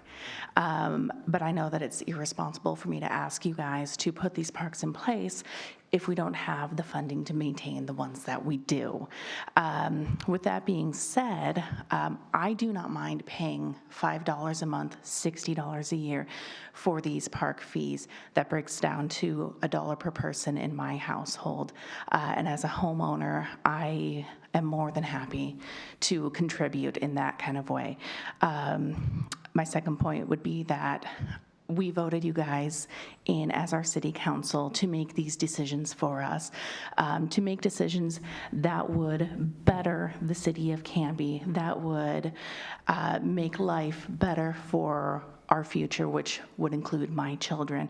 And I do believe that it would be your responsibility tonight to make a decision that a $5 fee would be appropriate. Thank you very much. Thank you, Shannon. Thank you. Mr. Oliver. And then Alma Valdez. Thank you, Coach Hobson and council, for allowing us to speak tonight. I've heard some great things here tonight on both sides, and I've kind of taken some notes. I wasn't sure exactly what my role was going to be tonight. I sit here as a as a citizen of Canby of 40-something years, a business owner, and just a big fan of Canby. And somebody that's been on the Parks and Rec Advisory Board for dang near better half of my life, if I don't want to date myself here with my age, but it's been a long time. I'll say since the late 90s. And so there's a couple things that I just want to check in on. So Vicki had mentioned about baseball and softball. Actually, baseball and softball do have to pay to use the high school facilities. So if we have a tournament at the high school, we're paying $250 a day. Sometimes they give us a little break if we can sweet talk them, but over the last few years, it has gone kind of the other way. Basically, it's just a standard fee of you're paying their daily use fee, which for a baseball tournament, $250 a day, that's a pretty big chunk. We're not making hundreds of thousands of dollars on our concession stand, so that basically wipes it out. If you look at the fields, okay, we become very dependent on schools. Obviously, they have a lot of acreage, and that's, since I've been here, that's kind of always the way it's been. I said last time in the last meeting, I think Maple Street Park was the last baseball field, or softball field now, constructed in Canby, and that was, I think I said that was in the early 80s, which now I think that's late 70s. And nothing has been built since. And I'm guessing the population in Canby at that time was probably about 7,000. Here we are about 17,000, and yet not a baseball facility on city property has been built. And I don't think there's been a baseball facility built on a school. We have the ones over at Baker Prairie, which we cannot use because of drainage issues when the school built the school. So we have some fields over there, but basically they sit there vacant. But as far as the upkeep of those, the sports themselves, baseball, softball, soccer, football, lacrosse, we have to pay, basically we pay to keep those grounds nice. So yeah, you drive by and they look green and they're healthy, but that's not from the school district. That is from these sports. We have to pass these dollars on to our registration fees, the water to keep empty green and the dust down. That comes back to the Canby Junior Baseball. We pay that fee. It's not like it's just handed out to us and there it is and everything's pretty. Well, I don't understand what's wrong. We still have fees for all this. And it's difficult to deal, not difficult, but it's challenging, as I'm sure you guys understand, with having the pool and the adult center on school ground and having a building and facilities on there, and you're like, well, we want to do this, and the school district's like, well, we kind of own the land. How much do you want to invest in this? Because at any time, not any time, but they could kind of pull the carpet down from under you. That's the same way with sports facilities. How much investment, how much will the school let us do? If we want to put a batting cage up, we have to go through 4 supervisors to get anything done. Usually they let us do it, but if we want to do something permanent so we could have more year-round, like every other community has been doing, it's a little bit more challenging because the school feels they're going to get stuck with it. So it makes it really difficult when we don't have I guess, city-owned sports program here. Everything is kind of, we have the Canby Kids, but each sport is kind of on their own that hubs back to Canby Kids. But everybody is, it just makes it challenging because you have a bunch of entities working for the same goal, but you're not in unison with that. Also, as sitting on the Parks Board, kind of what I'm hearing is a yes vote tonight would basically, I don't want to say, it's a lot of people think it unlocks this chest of money, and there it is, and everybody's just going to go crazy with spending it.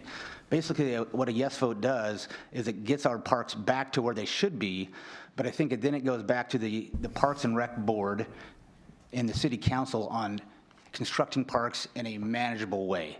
I know there's some parks out there that have been out there on the, been promised for a long time, but just because we get a yes vote, that doesn't mean we're going to go out and grab a shovel and start turning dirt tomorrow. The city and the Parks Board, they need to work to make sure we don't get back in this same hole 5 years down the road. We're not going to go out and spend, if we have I don't know what is in the SDC fund, but if we have $1 million, I don't think we're going to run out and spend $1 million on parks and then figure out like, well, boy, we just way overbuilt, and now we're in this same predicament we were a few years back. I'm sure you guys don't want that. I don't want that. So it's not just a carte blanche thing of we're just going to go spend all this money we have. But if we don't get a yes vote, then basically nothing happens. It's a standstill. Canby is growing, thriving on all levels except for what seems like parks. Parks is going backwards. The rest of the community is doing great, and if you go out by 13th over there, going Timber Park or whatever that is with no timber, it's going gangbusters. The train horns I hear are almost gone. I had to get that in. That's my train horn. Took it in. It only took them 3.5 minutes to get there. But I think there's a real need, and the Parks Board has worked really hard on this. And we get it, it's a fee. Nobody likes to be just hit with a fee. But we also understand that you good folks were elected, and you guys are the, here to make sure that Canby moves on in its best possible way. And one of those functions is parks. And so, deferring it is obviously, that's one way to do it, but it comes a jump ball at that point.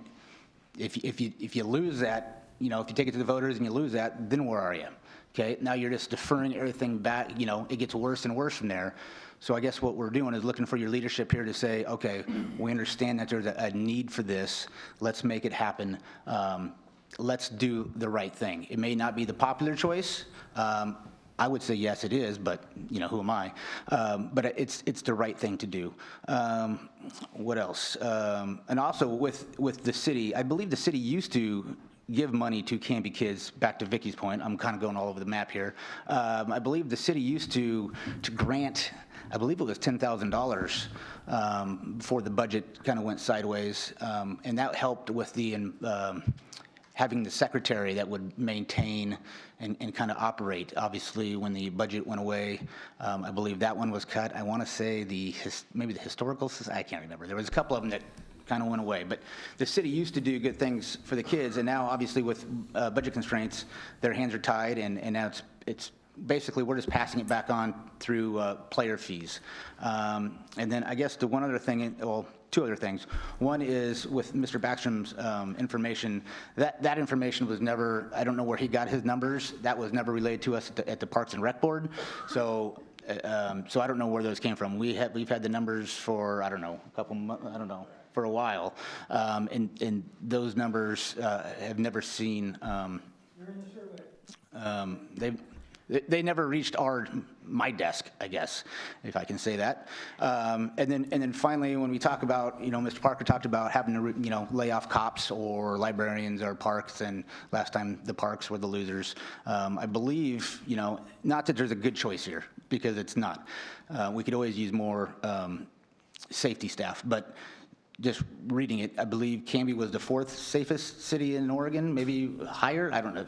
I believe I read that in the Canby Herald, right? So, I know people like police, but it seems like Canby is doing a pretty decent job of keeping us protected.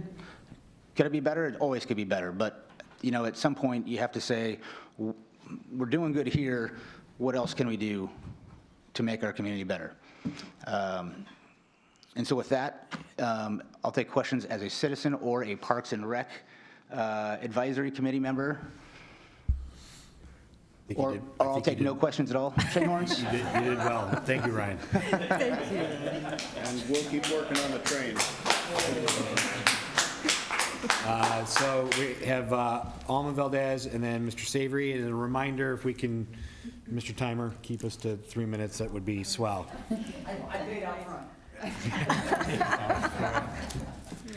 Good evening, Mayor. Good evening, councilors. Thank you for listening to our community. First of all, I would like to say that I fully support the $5 fee, maintenance fee, even though I don't have any small children anymore. I don't have a dog, but I love this city. I love our parks. I love especially Wade Park, because I know there's a lot of people with kids playing there, you know, Legacy Park, the Logging Road, the Echo Park. I myself enjoy walking there like almost every day, riding my bike. So this is a beautiful town, and I don't really think that we need any more police officers if we keep our kids safe, you know, and they have a place to play, like at the park, you know, the skateboard park, you know, the skate park. So if we keep them out of trouble, why do we need any more police officers? It's like we don't need any more delinquency here. We need more healthy and active kids. And that's all I have to say. Thank you for listening. Thank you. Mr. Savory and then Winnie Savory. She's allocated her time to me, so I will keep to my time there. So John Savory, 980 Northwest 22nd. So today was a great day. I got to spend it with my 4-year-old granddaughter down at the river. It was beautiful. If I could have bottled it, it would have been worth every minute of my life. Anyway, as a previous speaker said, our community loves our parks. I think we can all agree on that. And so if our community loves our parks, as has been stated many times, I think that we should find out if that's really true, put this to the test of the voters who have rejected these fees 6 times already. And so what you're really saying is, what these people are saying is, we don't trust the people of Canby to manage their own money. So I love parks. I have no objection to paying for parks. I wish we could get a little more clear on our on how we use the vocabulary. It is not really a fee. A fee is optional and voluntary. Like Mr. Oliver said, they pay a fee for people to play sports, for kids to play sports. That's a fee. What you're talking about here is a compulsory contribution to the city coffers. That's called a tax. So what you're really talking about here is a tax. So let's be clear on that. And again, taxes are sometimes good, sometimes not so good, but they are what they are. So I have no objection to parks. I have no objection to paying for parks, but let's call it a tax, not a fee, because that's what it is. And for those that are happy to pay $5 for a latte, great for them. I don't participate in that, so I'm not going to contribute my $5 latte money that I don't spend on lattes to a park. Maybe I'll spend it in other ways. So I think that you should refer it to the voters to see if they're as happy about spending their latte money on a park fee or tax in this case. Thank you. Thank you. Bethany Davis and then Fitzhackenen. Fritz, pardon me. Hi, Bethany. Hi, my name is Bethany Davis. Sorry, I've never done this before, so I don't really have anything specific written down or anything, but I'm here in support of the fee as far, or tax, or whatever that you want to call it. I'm more here supportive of the dog people community. There is a page on Facebook, Friends of the Canby Dog Park, which has been a huge want in the community. As many of you know, there's lots of different cities around us that have dog parks, maybe even multiple dog parks, whereas Canby does not have one, and is comparable in population, maybe even more so. Maybe we should be even building a second dog park. So this has been a want by the community for a while, as Bosch Parks and all of these other parks. I think that it's really important to bring these. Canby's the garden spot. We live in parks. Parks are part of gardens. If we can't maintain our parks, can we maintain our gardens? Will we still be the garden spot? I think that part of the community is a little bit hesitant because of this, because they're not really sure about what exactly this is. And I think that that's normal. I think that people in the community don't maybe understand all of the city things or taxes or fees or how all of this work, and that's why we have you guys. And I think that maybe some of the negative part of it, like we don't want this fee, is because it's maybe not been in the perfect language or something like that for people. They say, oh, we have this big amount of money, you already have the money, so we don't want to pay more money, but they're not quite understanding of how it all works. So I think that that's part of where the confusion is. But as far as the dog park and people community, dog parks are a huge importance in our community. I particularly have 11 Newfoundlands, so I use the park a lot. And so I leave Canby a lot to use other parks. And if I'm leaving Canby, I'm not spending my money here. I'm not keeping my money. I'm going to go to the dog park. I'm going to take my dogs out for yogurt. I'm going to go get a soda, and I'm not going to spend it here. And that's really unfortunate. We finally have a pet store, which is hugely, it's a great place. And a lot of people go in there. I know the owner well, and people ask, why can't we have a dog park? Why can't we have these things? A lot of people also are aware of the Canby Now page, and that's been a really great place when our dogs get lost. Why are dogs getting lost? They don't have another place to exercise. We can walk them, but our parks, what happens when we don't have this money to maintain them, and then we can't walk our dogs because our parks are closed now. So I think that it's a big part of a stepping stone. If we don't solve this now, it's going to become worse and worse and worse. And I think that we just need a little extra help to get there. Great. Thank you. Thank you. Fritz? Fritza, pardon me. Good evening. I'm Fritza Hakkinen, and I have been a Canby resident for about 15 years. I was a hospice nurse, and Canby was my area, and I fell in love with Canby. And when we downsized, we came to Canby, and we just love it. I'm lucky enough that I live right next door to Echo Park, so I walk my dog there every day from 3 to 5 miles, but I drive all the way to Wilsonville to take him to the dog park, and I usually get a latte or I get a juice, so I spend money in Wilsonville, and I would much rather spend it here in Canby. And besides that, I feel that we have elected you, and I thank you for your service, but I also believe that you have a responsibility to make decisions, and I'm very much against referring everything to the voter. To me, that's a waste of money. Just think what it costs every time we have to vote. So think about that. Thank you. Sarah Hepler and then Chief Davis.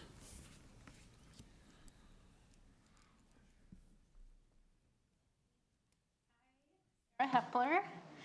I'll try to be quick because there's been so many people, and I'm for the park maintenance fee, and there's been so many great points this evening, but I'll just do one quick one. I'm going to do the sentimental point. I grew up in Canby. I had my 6th birthday party at Maple Street Park under the under the covered area. My husband rode his bike over for my 6th birthday party there. I had my senior pictures at the gazebo. My kids laughed, so I can say I got in trouble at the Canby Pond in high school. Before the gate was there. So anyways, I also took my kids to Canby Parks. We had birthday parties. We played chess in the park. We had summer book clubs in the park. They're now teens. I get texts every single day can I meet my friend at Wake Park? All of that kind of stuff. So I guess my one and only point is I want to be able to take my grandkids to the same parks. I want to take my grandkids there. And I know that's totally sentimental, but I hope to have that legacy to continue, and I hope you guys vote to maintain those parks so I can take my grandkids there. Chief Davis and then Gary Townsend.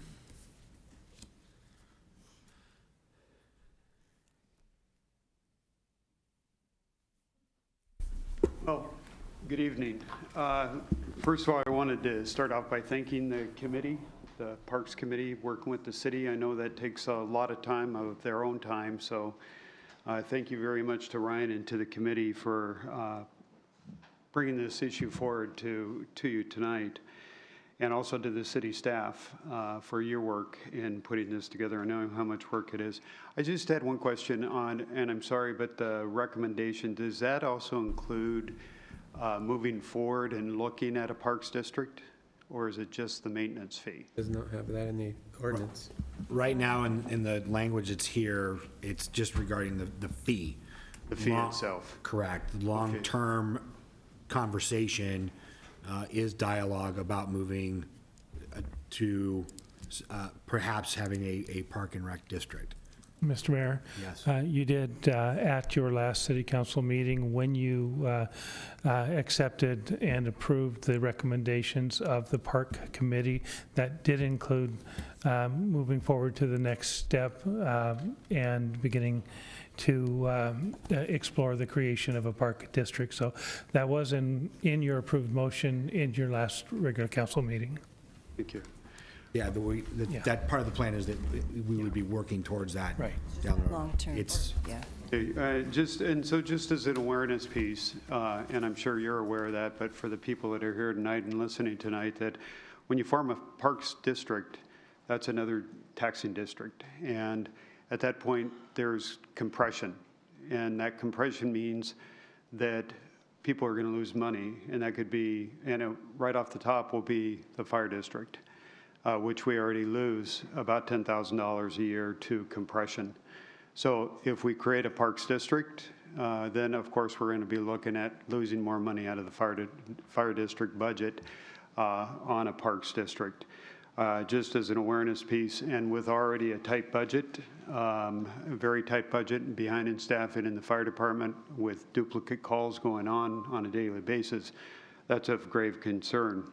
I'm here also representing the fire board, and the fire board does meet next week, and the information was posted on the beginning of August. Shame on me, I wasn't here at the last city council meeting. I've been at a lot of the city council meetings, but I didn't hear this presentation before, but I wouldn't have had an opportunity to present it to the board until next week. Because the fire district is included in that, it is a charge to the fire district, which I'm obligated to take to the board and make them aware of this additional charge to the fire district of $5. That'd be mute if you decided to just exclude the fire district from this $5 a month fee, then it's a mute issue at that point. Okay, as a citizen, I've lived here since 1996, and I did coach, some with and against Ryan, as a matter of fact. He actually coached my son Jimmy. I know the state of the fields and how much work it takes by the coaches and everybody else. And I got to compliment the existing public works crew for the work that they do. Therefore, as a citizen, I'm very much in favor of the parks fee. and I'm more than willing to pay for that. I can make that up just by recovering some of my Frisbees that I've lost down at the Frisbee golf. So when we start cutting down the weeds, if you find some Frisbees, they're probably got my name on them. So, but also, moving forward too, as a citizen, I'm just speaking towards the need for a community center. And I've talked to Rick about this as well, but I think as a high priority, we need to be looking at that community center with that partnership with the school district, with the city. This will impact that corner up at 13th and Ivy considerably and then you can start making the improvements on the pool that you need to make, as well as helping the adult center out and building a quality parks and ball fields, whether it's lacrosse, baseball, softball, whatever. If we can get some quality fields like you see in Happy Valley, those are rented out year round with great concession stands, So I, as a citizen, would like to see us move forward with building that partnership that we need to develop that community center, that would really help our community out considerably. But again, thank you for your time. Thank you, Chief. Gary Townsend, and then Barry Johnson.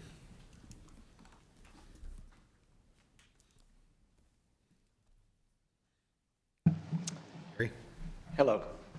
I moved to Canby. My wife and I moved to Canby 2 years ago from Newburgh. I lived in Newburgh for 25 years and enjoyed immensely the Chehalem Park and Rec District there. Was active in adult softball, basketball, used the aquatic center, which also had a hot tub and a fitness center. It greatly increases the livability of Newburgh.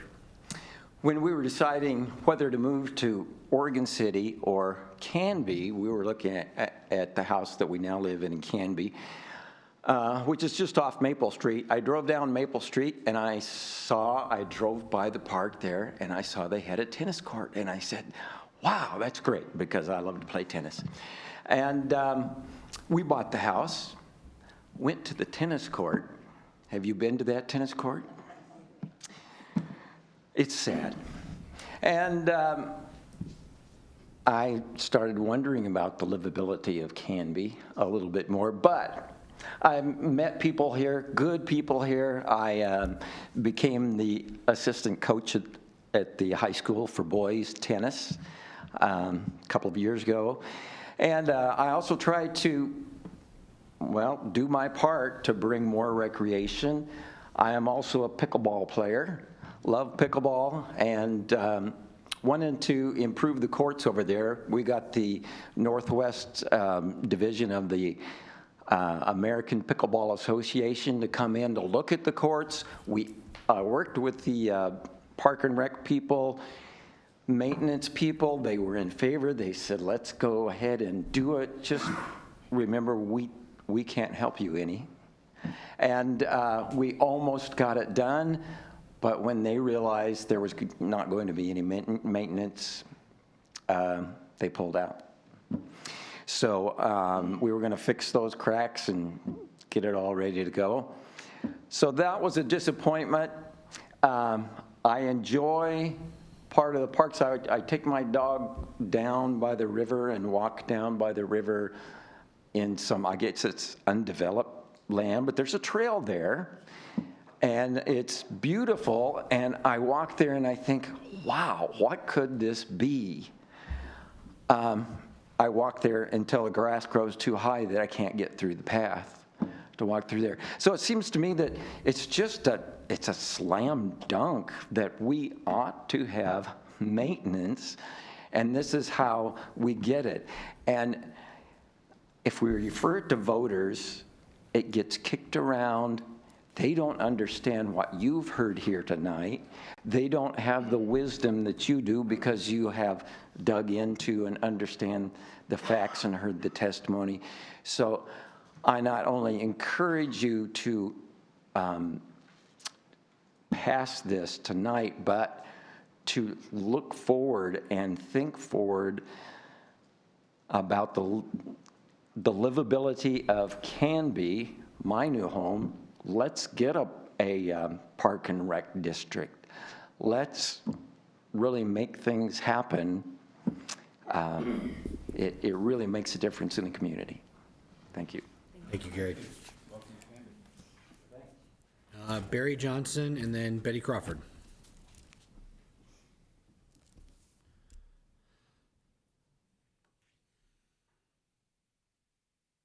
Okay, I'm Barry Johnson. Pardon my voice. I coach football, so. Wait, you're already yelling that much at him? Apparently I am. Yeah, I'm on the Parks and Rec Advisory Council with Matilda and Ryan. And I'm part of the $5 tax fee, whatever you want to call it. I'm definitely pro this. I moved from Michigan back in 1991, transferred with General Motors, and our plant was in Beaverton. And when it came time to live or move my family, I'm from a small town, and we drove around and around and kept making our circle bigger. And then I stumbled onto Canby, Waite Park. I mean, it's just the ideal little community setting. Looked great. Talked to Barry Lucas and Ryan's dad, and I've always been involved in sports, and it was I was sold at that time. Kids went through Canby High School, and then they got married and had grandkids. So the reason why I joined the advisory council was because my wife and I watch my grandkids, a couple times a week, and they're little. And I kept looking for things to do in Canby, kept looking for places to take them, looking for programs to get them involved in, because I don't want them sitting in front of a TV and, working out their thumbs. I think it's a waste of time.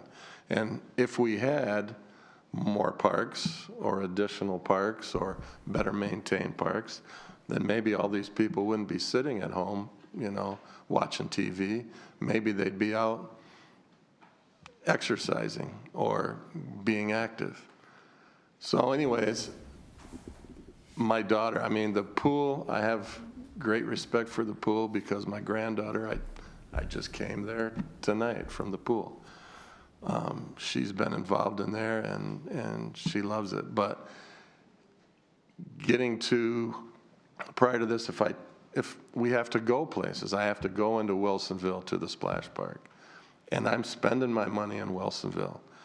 All these people that, you have to go elsewhere, we're missing an opportunity to support our local businesses. If you're going out of town to take part in recreation or things like that, then, you're taking money away from the restaurants, the coffee shops, whatever other people would be spending money on. One of my granddaughters played, and I know I'm not going to compare us to Tualatin Hills, but one of my granddaughters was in a soccer tournament at Tualatin Hills. My wife and I went over there to Tualatin Hills and had a heck of a time trying to find a parking spot. There was a soccer tournament, a softball tournament, a basketball tournament, swimming meet, all this stuff going on and sending all that money. I know Nike is in Beaverton, okay? My plant was right next to Nike. So, but we're missing out if we need a Parks and Rec facility. That's the reason why I signed up for the board. Number one was to get more programs. Number two was to try to develop a Parks and Rec district or facility or whatever you want to call it to bring more programs to the youth of this community so that we can give them something to do with their time. It's going to help keep them off the streets. It'll keep people active. Maybe it'll get more kids to get involved and come out for sports. I know the sports programs, the participation rate is going down because kids are spending too much time sitting at home watching TV or playing games, and they don't have the time to get out and do other things. My 3 minutes out. I didn't even think I'd use that. Thank you, Barry. Betty Crawford and then Daryl, is it Weasley? Thank you, sir.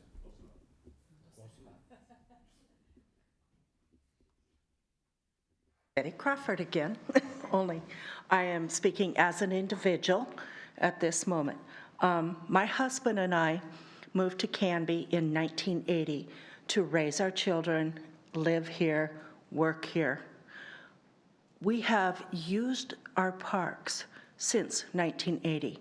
4 generations of our family live here, and all 4 of our generations have used the parks. In fact, today, my husband and I just had lunch in one of our parks. We have birthdays in the parks. We have celebrated Easter in our parks. I have had joy in what I've always called the Canby Pond, is I believe it's Canby Community Park. I just have joy when I sit there and I see the children playing, the families spending time together, and yes, getting the kids outside so they can use their imagination is the most wonderful thing. We have been in the parks when people from out of town have come and asked us about the facility, wanting to bring family reunions to the parks. When I have company coming to my home, I make sure laundry may go in the back bedroom, but my living room and my family room are ready for company. Our parks are our living room and family room of Canby, and we need to make sure they're ready for the company that comes. Businesses and people who move to Canby, one of the 2 things they look at, how are the schools and how are the parks? That's one of the things that brings the people here. Yes, we have the Canby kids and such in town. My kids have been parts of those all over. But we also have families who can't afford and also can't take part. And they need to celebrate as families and do. Sorry, I'm all about family, and that's what we need for that. Now I'm going to ask with one last closing. Each one of you was voted into your position by voters who trusted and hoped that you would do the right things, that you pay attention and listen to the taxpayers. That's us in this room. You listen to people's input, and you make the decisions. If we wanted to vote on everything, we wouldn't have you guys up there. We'd just be making our decisions on our own. Please, I ask you to do what you've been voted to do. Make a decision on this issue. I don't envy you, but I ask you to please do that. Thank you.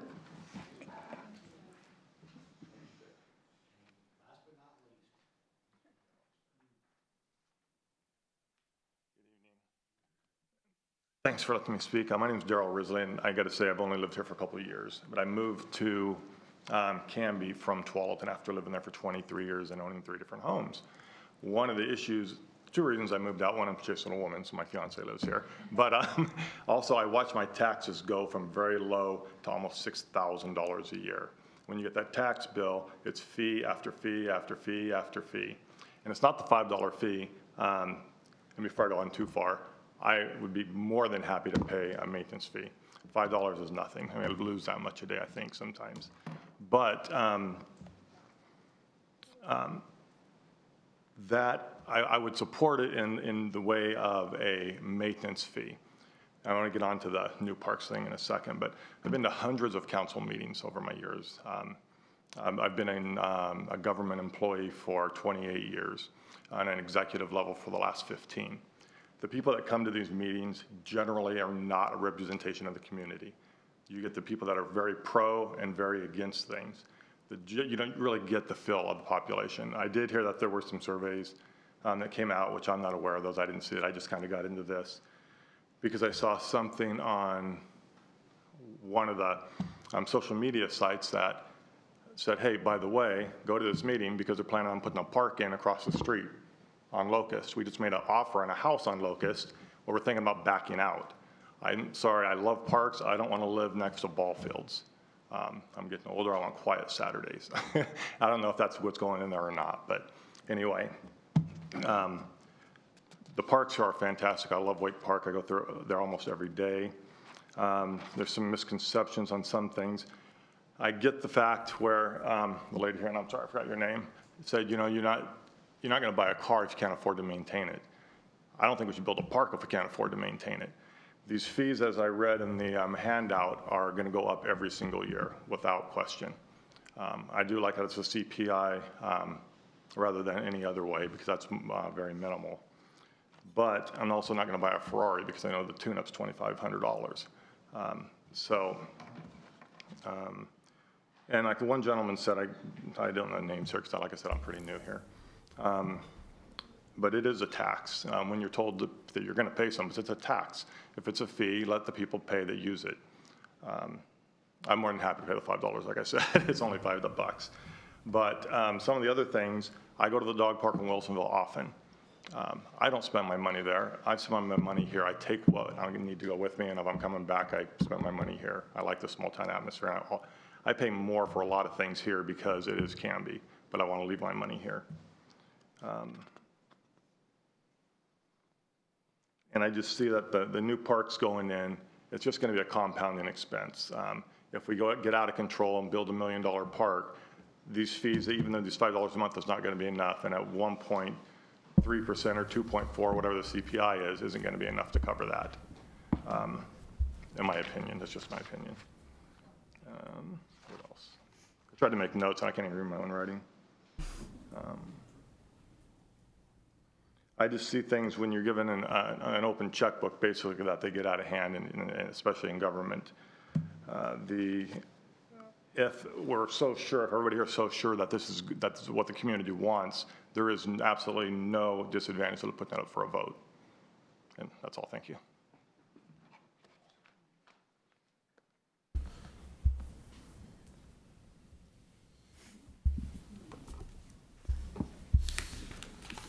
I am officially out of.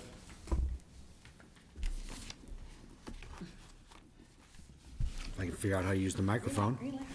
We are officially out of yellow cards, so I will thank you all. I will close the public hearing. Thank you, everyone, for your comments and your feedback. We do appreciate that. So we will move into, if there are any further questions from the hearing body at all of staff or any clarifications needed. I have one. Oh, go ahead. Yes? With the street maintenance fee, it was imposed on churches and nonprofits as well. Would this apply to churches and nonprofits? Yes, it would. It would actually apply to everybody except, including the city, except parks. Parks is the only exclusion to the park maintenance fee.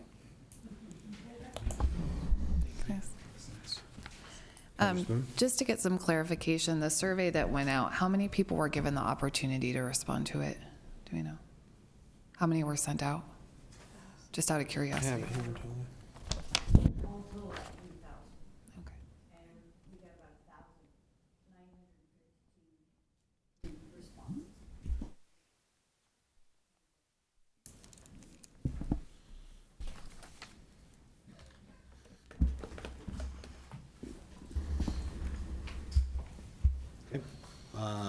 Any further questions at all of staff? All right, so I guess we get it. Ready for a motion? Well, discussion is the next word of the order here. Is there any discussion on, any further discussion here, or are we ready to? Or do you want to have a discussion under motion? That's your choice as presiding officer. Well, then let's I'll take a motion. Get us into the discussion piece then. Mr. Mayor, I move to approve Ordinance 1466, an ordinance amending the Canby Municipal Code, CMC, by adding a new Chapter 3.35 Park Maintenance Program and requiring payment of a park maintenance fee to come up for a second reading on September 6th, 2017. Second. second reading on September, what was the date, 6th? Yeah, after my birthday. Mr. Mayor? Okay, so motion's been made by Counselor Parker, second by Counselor Height to approve ordinance 1466, amending the Canby Municipal Code, CMC, by adding a new chapter 3.35 park maintenance program and requiring payment of a park maintenance fee with second reading on September 6th. Discussion. Mr. Mayor? Comments? Yes. Yeah. So my comments on this are, anybody that knows me in the public knows that I spend almost all of my free time coaching kids. I have a son, I have a daughter. I spend next to all my free time coaching kids. So I'm in our schools all the time. I'm on our schools' properties, almost every single evening in doing that. My kids love the school parks and some of the city parks that are city parks, and I love being at the parks. I think recreation, the nurse that spoke, Mrs. Fenton, exactly right, that recreational activity, athletics, sports, getting out in the air is incredibly important. It's incredible. Some of that recreational and good health solves depression, solves diabetes, solves heart disease. I mean, all of these kinds of things. So I am all in favor of parks, exercise, being out there, and beautiful, fun parks. But as Mr. Perez said, this is an incredibly important decision. This is one of those game-changing decisions about what we do with our parks, and finding the right solution is incredibly important. And as Mr. Savory said, unfortunately, this topic has failed with the voters multiple times. We've seen both staff and the surveys make it sound as if this fee at this rate would not be supported by the public, which raises the interesting question. So if we do have a maintenance deficit, what do we want to solve? Are we wanting to just solve our maintenance problem?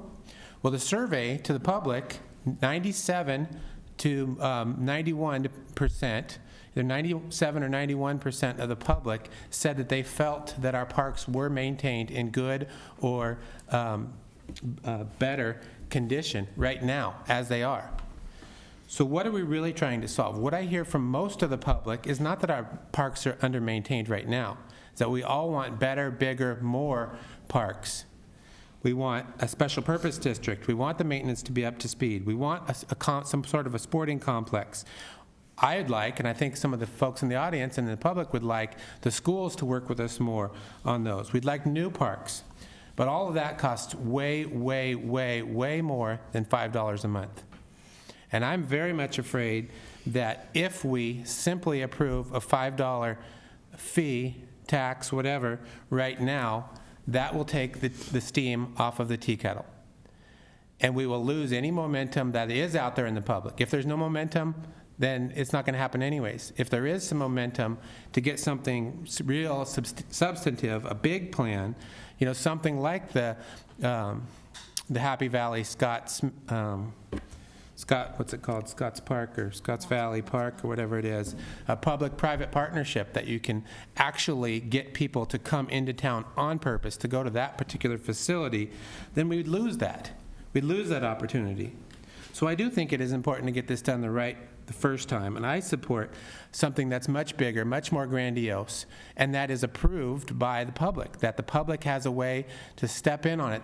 And the reason I think a lot of them fail is because they aren't pitched. The gentleman that was a city councilor apparently for 30 years or doing this for 30 years came to us with a binder. Have something like that goes to the public, something that's sellable to the public, that they know what they're buying, rather than an undefined maintenance fee.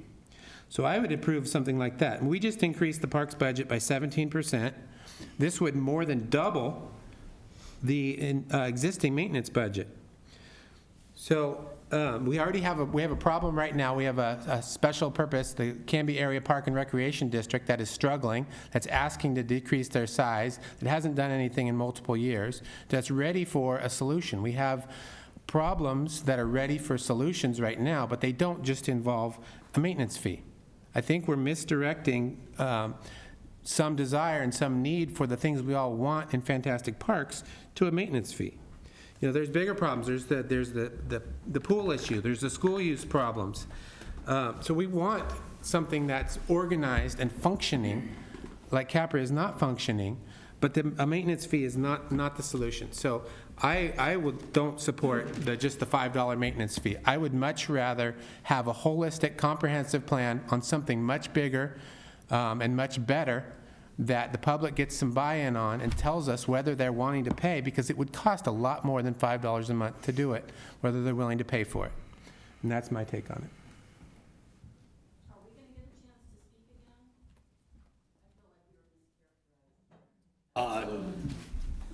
it. Right now, the public hearing piece is closed.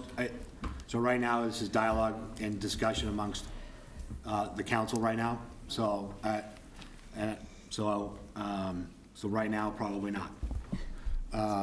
To Councilor Smith, your point there about the failed several times, I'd like to emphasize that that's Capra that went down, that Park and Rec District that went down, not. That wasn't the city's. Not the city's decision or position on what we've trying to accomplish here in that regard. So yes, and that is on the agenda this evening to talk about Capra and what they're doing. So I just wanted to clarify that. Sure. that Sorry, aspect of it. Mr. Sabre had said that, so I'm wrong. No, and I have that in my notes to make reference to as well. So thank you for your comments. I appreciate it, Tyler. Any other? This is our discussion time, gang, so. Go ahead. First off, I want to thank the Parks and Rec Advisory Board for all the work that you guys have put into this. I know it's been years. It's not a quick decision or a quick recommendation that was made. It was years and years of research, of citizen engagement that got us to this point. 2 surveys, and the committee is made up of citizens, and this is people who were invested in this process to bring a solution forward for a problem that our community has. I also want to say that while I Canby raised, I was a Canby kid. I played softball in the same fields Coach Oliver was playing baseball on, and we went through the school system, and my kids have played sports here.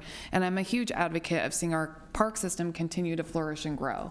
But on top of that, this decision is about being fiscally responsible shepherds of our public assets. It's not about whether or not parks are a necessity or whether or not we want parks. We have parks and we're not taking care of them. And it's like being a parent and having 4 kids and then deciding that you don't want to bathe them, clothe them, and feed them. At this point, we're basically landowners that are not adequately maintaining our property. And as a homeowner, I know that if I don't maintain my yard for 3-4 years, it's not gonna look great, but for the most part, I'm not the worst looking yard in the neighborhood. But we're getting to a threshold now where we have thousands of hours of deferred maintenance. I calculated about 451 hours of asset repair that isn't done. That's actual repairs of things that are broken. And eventually, if you continue to defer maintenance, the value of that goes down. And we've been entrusted in land as landowners, the city is a landowner, we've been entrusted to treat that in a way that continues to add value and where we are being appropriate shepherds of the city's assets. So while I am a huge fan of parks and I would like to see the park system grow, what we're actually talking about is that we've already dug ourselves into a hole and we're accruing expenses at this point, regardless of how we vote tonight, regardless of whether or not it goes to voters. That bill doesn't stop accruing, because we all know too that the longer you defer maintenance on something, maintenance becomes a repair, and repairs are never as inexpensive as continued maintenance. And as far as wanting something more grandiose, I personally would like to convert to a gas furnace with an air conditioner at home, but that doesn't mean I stop servicing the furnace that I have in the meantime. And so I don't think that setting this aside while we find a more grandiose solution is the answer, because we have public lands that we need to take care of between now and then. And I agree that we do need a grandiose solution. I would love to see a complex that can bring more business, more tournaments in. I would love to see a splash padded dog park. I would love to see all of that. In the meantime, I'm concerned about whether or not we're paying our bills and whether or not we're being a fiscally responsible board and whether or not we're taking care of city assets. And if we defer this to the voters, That doesn't make the bill go away. It's not like a vote on dispensaries or a vote on a library. This bill is continuing to accrue, and the longer it takes, once we defer it to voters and then the voters get a chance to vote on it, all that happens between now and then is that bill gets bigger, and we risk the chance that something becomes more expensive to repair than it is right now. In addition to that, I would say that while some of our parks I feel well maintained while you're in them, there are parks, much like Chief Davis, I've lost a number of discs in the disc golf course because it's not maintained that well. When you get to the more exterior parks, the ones that are maybe lesser used but are still in the public trust, those parks are not as well maintained as the ones that probably the majority of citizens see on a daily basis. But that doesn't mean that we don't have a responsibility to maintain them. Additionally, I would say that, I agree with the people. This question is about whether or not we're going to be shepherds of public assets. It's about whether or not we have the courage to bear the burden of accountability for being responsible for the land we've been entrusted in. And so while I understand that a $5 fee or tax or whatever people want to call it, there's always a gut check about whether or not I want to pay that. But I don't wait months and months to pay my electrical bill just because I don't want to. I mean, a bill's a bill. And that's basically what we're facing, is thousands of hours of bills that we have not paid. And so the fiscally responsible choice in terms of being appropriate shepherds of our assets is to go ahead and pass the fee because we're responsible for the bill. And I would also add that well-maintained parks are good for businesses. They're good for our property values. They're good for attracting new business to the community, and not just in supporting the businesses that are already here. It's good for families. And it really, when we talk about ways that we can eventually sunset the urban renewal district and do all the things that everyone would like to do, a lot of that depends on us attracting new businesses so that we can accelerate the debt payment. And yet a vote no tonight would be the exact opposite of that. It would be us not investing in our community in a way that attracts new businesses. So for me, it's simple, and it's not about ideology. And if you want to talk about whether or not it's ideology or defer to the voters, the ideology is, are we going to be fiscally responsible with our assets? That's the real question tonight. So I'm fully in support of it, and I think that I don't see a reason that we shouldn't all vote for it. Thank you, Councilor. I've got my statement too. I'll just make it. Okay. I'll go. So I think passing this now would make our parks go in the short term from kind of mediocre to pretty darn good. And it wouldn't happen immediately, I don't think, Tyler. I don't think it's like, boom, we're going to be building like gangbusters and like squandering that however 100, 200,000 or however much we take in per year. I trust the city and our finance director and our city administrator to manage those funds, just as they've done the street maintenance fee for the last 10 years. I think we have a good track record of that, and this is very similar to the street maintenance fee. I love how we have the opportunity, though, to open up, not only maintain existing parks that could use it, but open up the pent-up parks that are kind of on the slate. And so we've got, I think, the $2.5 million to build, and again, we're not going to build them all overnight. The dog park and the splash pad and the neighborhood parks that people have been wanting, and certain neighborhoods have been promised 10 years ago when their development was built. I think that's beautiful, and for a city our size, I think it's kind of shameful that we have so few parks per 1,000 citizens. I mean, we really should to be livable like we want. And I get excited and I bring our council values and goal sheets to some of these meetings, and I've done again tonight, because it's on here. Livability is one of our values, and this is very much an issue of livability. And one of our goals in park and recreation, there's 3 bullet points.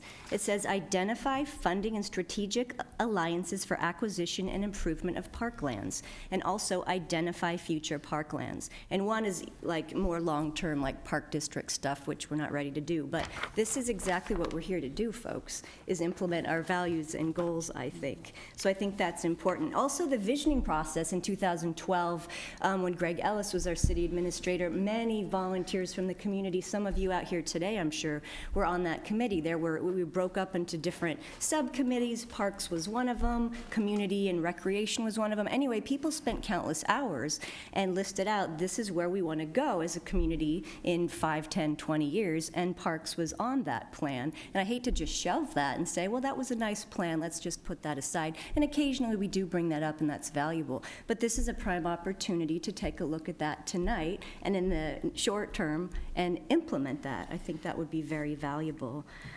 The surveys, I believe, are statistically significant, regardless of some of the points that were made here tonight. They went out to many people. They came back paper and electronically. But anyway, I sat in on a Parks meeting several months ago, and I truly believe that the surveys are representative. It's not what I love to do is say, okay, citizens, you got to pay $5 a month now. My heart breaks for low-income people, I have to say. I'm glad we have that assistance program that Rick spoke about, just like we do with the sewer fund. So disabled and low-income senior citizens, yay, they'll get a break. The other low-income folks, my heart does break for that, but I think in the end, this is still the best decision. It's because it's for the whole, it's for the good of the community, and all socioeconomic, ethnicities, et cetera, ages, if you're able, can get out there and enjoy the parks. And it's just good for you. It's just good on such an intangible level, I think.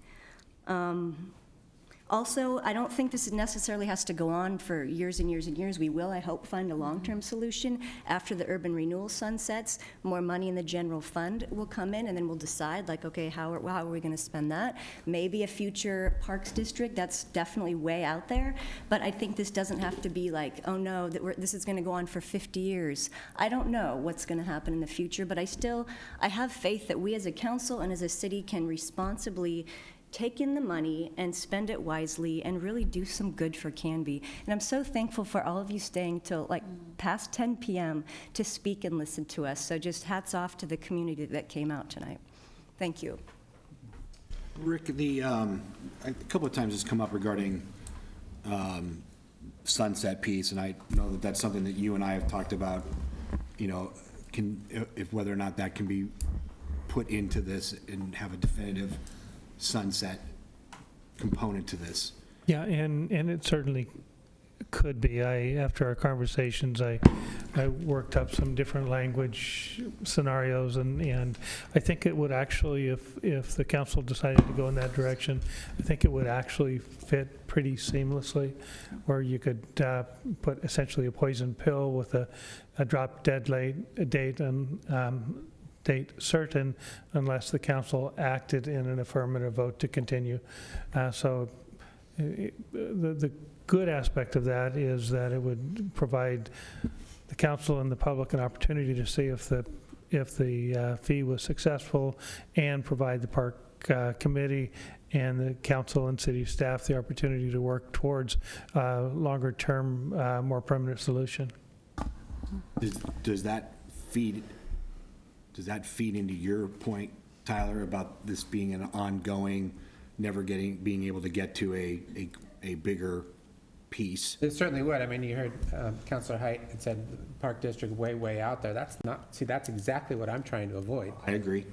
And so, I mean, if it had a sunset provision, that would certainly make it more appealing. If it was definitive, then it's gone. I wouldn't want more action to have to take to sunset it, but if it allowed us to catch up and then went away, that, depending on the language, might be. Could I share the language that I have been Thank you. working toward? And what it actually would be is just a new section under 3.30.090, which is a determination of the park maintenance fee, and it would add a new section F with a title expiration. And the language that I had developed is, unless extended by a majority vote of the city council, this fee shall expire, and Chapter 335 Park Maintenance Program shall be automatically repealed on December 31st, 2022. So it would actually take an affirmative vote, and in fact, because this is a provision of our city code, would require another public hearing in order to do other than have it sunset. It would take an affirmative action of a future city council to keep it, otherwise it would automatically sunset. That's fine. Yes, sir. 5 years. I don't know who our parliamentarian is, perhaps it's Kim, but what would be the procedure for, as the maker of the motion, to amend it? My understanding, and Kim and Joe, correct me if I'm wrong, it can be an amended motion. We just amend the motion and adding Adding the new language. adding the section section F under 3.35.090 to our document, for lack of a better term. Yeah. Am I correct on that? I hope somebody understood that better than I did. But as the maker of the motion, that language is acceptable to me if it's acceptable to the second. You seconded, is that acceptable to you to add that language in? I'd actually repeat it so I can make sure I'm, Yeah, I will. It is a new section 3.30.090 subsection F, titled Expiration. And the language is, unless extended by a majority vote of the city council, this fee shall expire, and chapter 3.35 park maintenance program shall be automatically repealed on December 31st, 2022. The December 31st, 2022 date is 5 years from the start date of January 1, 2018. yeah, I would still second that, yeah. Great. Thank you guys for that piece. Any other discussion items? Sure, we can just keep on running down the dais if you want. That's fine. I just want to have a dialogue, you guys. Yeah. That's all. Mr. Mayor, I am totally sold on the need for the revenue. I think $5 is a good number. I might surprise some folks by saying I wish it was a little higher. I'd like to bring some more relief to the general fund and fund the parks better. But $5 is a good start. You kind of got to pick with what you're comfortable with and what you can stomach, and so we'll go with that. I do view it as a bit of a Band-Aid until we get to a permanent solution, but when you need a Band-Aid, you need a Band-Aid, right? You need one now. So I like the assessment and collection method being sewer connection based. I like the ordinance language really well. I love that there's some low-income safeguards in it. And as you and I have talked, Mr. Mayor, my only hang-up on it is although, we may be fully empowered, it's legally permissible to do, to me, it does walk, talk, and quack like a tax. It is compulsory. There's no option out of it. And it's enforced with the power of a tax in terms of collections and liens and ultimately foreclosure. So regretfully, in some ways, I think we need to respect that, and it needs to be referred to the voters. I don't say that easily. That will take time. It will take some money. If I recall, our fees assessed by the county to take something to a vote, it'll be about 1% of the first year's collection. So I don't say that flippantly. On the other hand, I am very confident the voters will pass it. I'm not afraid of the voters on this one. I think they will pass it. I think they'll pass it strongly. I will endorse it. I will campaign for it. But for me, I need to recognize that it is a tax and respect it as such. Totally sold on the money and the need to take care of our parks. That's not even a question for me. Okay, so again, everyone's grandstanding and soapboxing, so we'll continue that, I guess. So my question to that point is, and I think Councilor Smith also referenced in it being a tax. Don't disagree that it is or it is not. But isn't part of what we need to do as a council and as a body up here is to assess those pieces and to whether or not a tax or an increase in fees or whatever are necessary for making sure that we are being operationally sound with our city? Yeah, and I think part of the sales that the council needs to do is to sell it, so to speak, to use a crude term, to the public and say, we need this. We really need this, and we need it long term. Can I ask a question, just because I'm new to this? So let's say that it did defer to the voters. How long does that take, and at what point could we actually put the Band-Aid on? And in that time, how many additional hours would be accrued in deferred maintenance?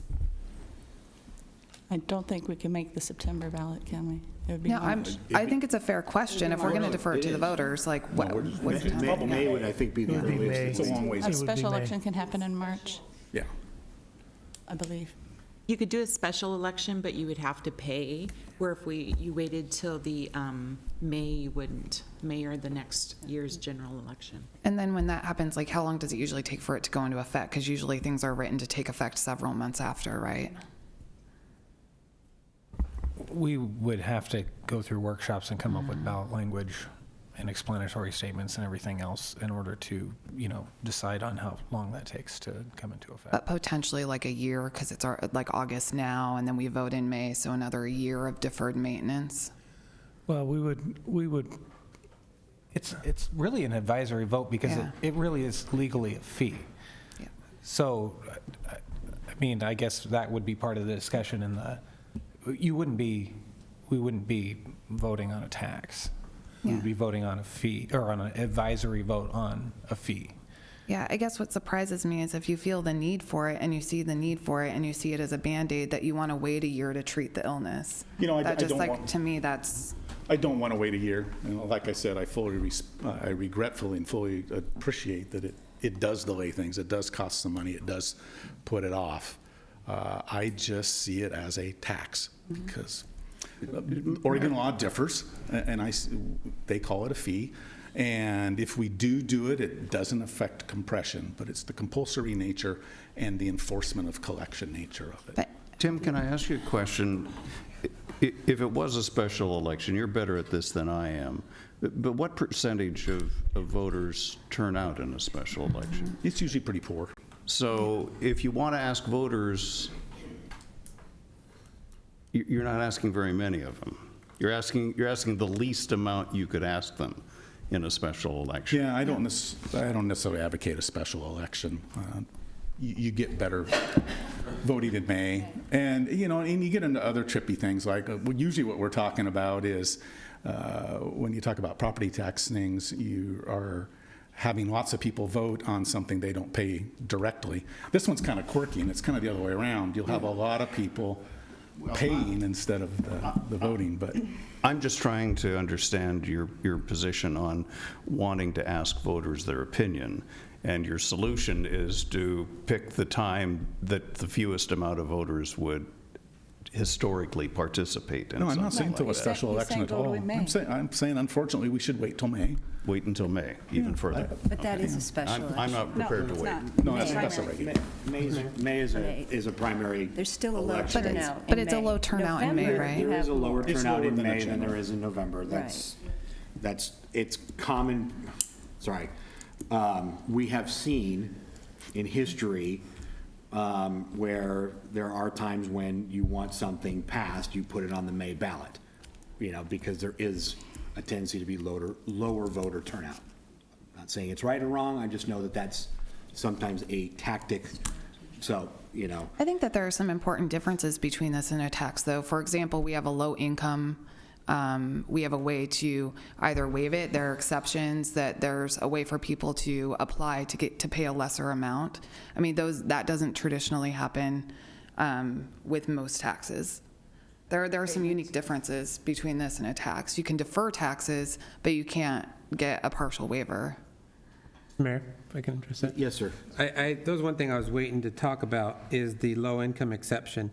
When we dealt with that low-income exception for the sewer, that's an extremely, extremely low-income exception. There are not all that many. There was, I think it was, if I remember right, it's only 500 that we thought would qualify. And it's extremely low. It was lower than the Social Security basic income, I think, when we calculated it. Right. And so that's not going to hit that many people and give them much of an exception. So that's a problem. That $5 every single month will hit some low-income families that don't qualify for that exception pretty hard. They won't get accepted from it. And as to the timing, this isn't, I don't think, in my opinion, that this is a sky is falling maintenance issue. The Parks and Parks Division only started tracking this 8 months ago because they were asked to, how much they thought time was taking. So we've had less than a year in actually attempting to calculate how much time they spend on these particular things. I don't believe this is the sky is falling, as if something is going to tragically happen, if we wait, 6-8 months for a vote. And I, again, don't disagree with that. I mean, again, so many of you may or may not know, whenever we have these things go on or a vote like this in the council, I don't generally get to vote. I facilitate the meeting, make sure everyone stays somewhat with some decorum, and at the end of the night, we all leave still with arms and limbs attached. This is going to be one of those rare instances that I do vote, because as you can probably gander from the council, it's a split decision on this. So I end up being the tiebreaker. This is one of those things where, and Tim can, Council President Dale can attest to the anxiety of being in said position. I like being mayor, except on nights like this.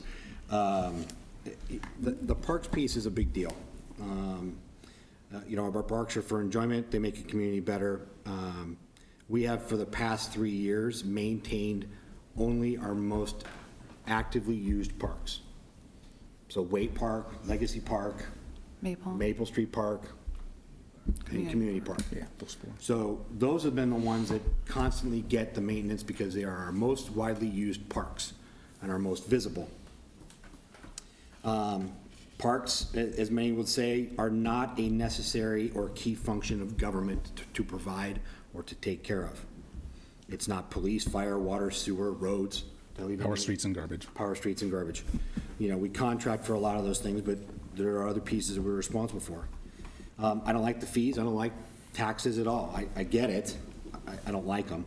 I'm a family that $60 is a big punt, is my son being able to play Little League Baseball, when funds are tight, which, we often see. I look at this and I believe we do. We have a fiduciary responsibility to take care of our city's assets. We have garnered these assets. We have to maintain them. We need to take care of them. And we've had an increase in our parks maintenance budget, but yet we're still falling behind. There are safety pieces when we don't maintain our parks. I've seen, when I managed at Starbucks, I've seen the impact of lost tournaments due to inadequate facilities. We've had soccer tournaments, baseball tournaments, softball tournaments get canceled our parks not being used because we don't have the facilities or the ability to take care of it. Granted, 90% of our facilities are on school grounds, and I get that part of it. That's a double-edged sword, and it's another facet to the conversation. I too, with Councilor Smith, and I think many of us up here, I think Rick was all in position of 3 months before Tim and I cornered him after a city council meeting in our old chambers and said, Rick, I have this big, hairy, audacious goal. Before I'm done being mayor, I want to see a park and rec district that has a complex and has the amenities that many of you have mentioned tonight. So I too want this, and this is a Band-Aid to a much larger goal. We've got to start somewhere. We really do. If we continue to let it continue to deteriorate and not keep up on it, the expenses, in my opinion, do begin to increase and mount. It is, it's not a great thing to do. I don't like having these conversations at all, either at home, especially up here in front of the public. So that's where I fall on this piece, is in the pieces that I see here. So anybody else have any dialogue? Is it my turn? Sure. I wasn't sure who else wanted to say, so I'm just getting it out there. There's been a lot of good points made about the needs for our parks to be maintained. I too love the parks. I wish we had a grandiose plan already in place that we could work towards. My kids want a splash park just like everybody else. However, I think we should, I also wish, Councilor Parker said developers don't want to pay ongoing fees, but neither do taxpayers. So I wish that there was a way that we could get the SDCs figured out and that we could use those. Hopefully the legislature can make some changes there for us, but that could take as long as putting a parks district together, which we heard could take up to 10 years possibly. Well, I think in that case, we would be better served retiring the URD and letting the general fund serve our funding needs better. All that said, we are elected to make policy and purse string decisions. I'm happy to make those policy decisions. I vote on the budget committee to see how those purse strings are spent. However, I'm not okay with reaching into your wallet and taking money without your permission. I was grown up, that's always been called theft, so I'm not going to make that decision. Excuse me.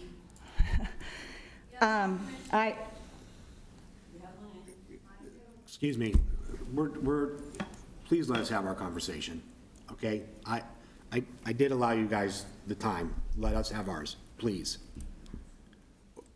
I think we were listening, okay? I think that we have been listening. This has been a conversation that we as a council, in some way, shape, or form, have been having for the better part of at least 3 or 4 years.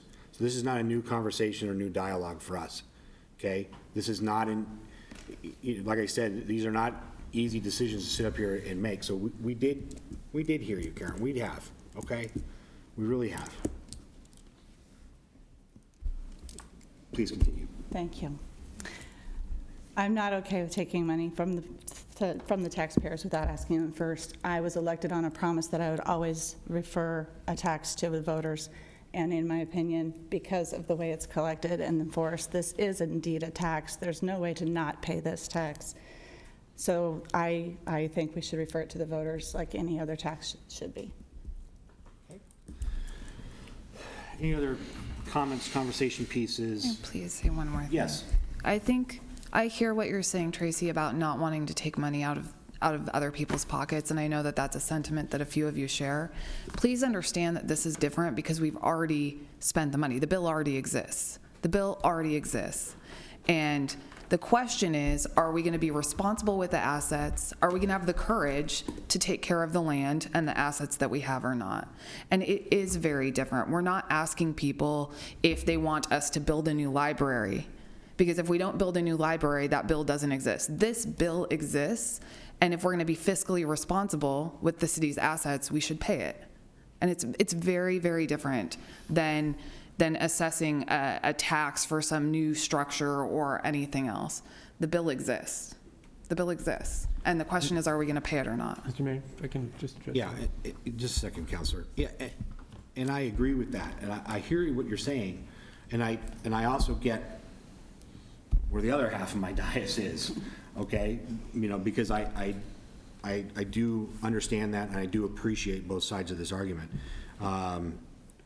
It is our responsibility. And as we've said, this is not a cure-all.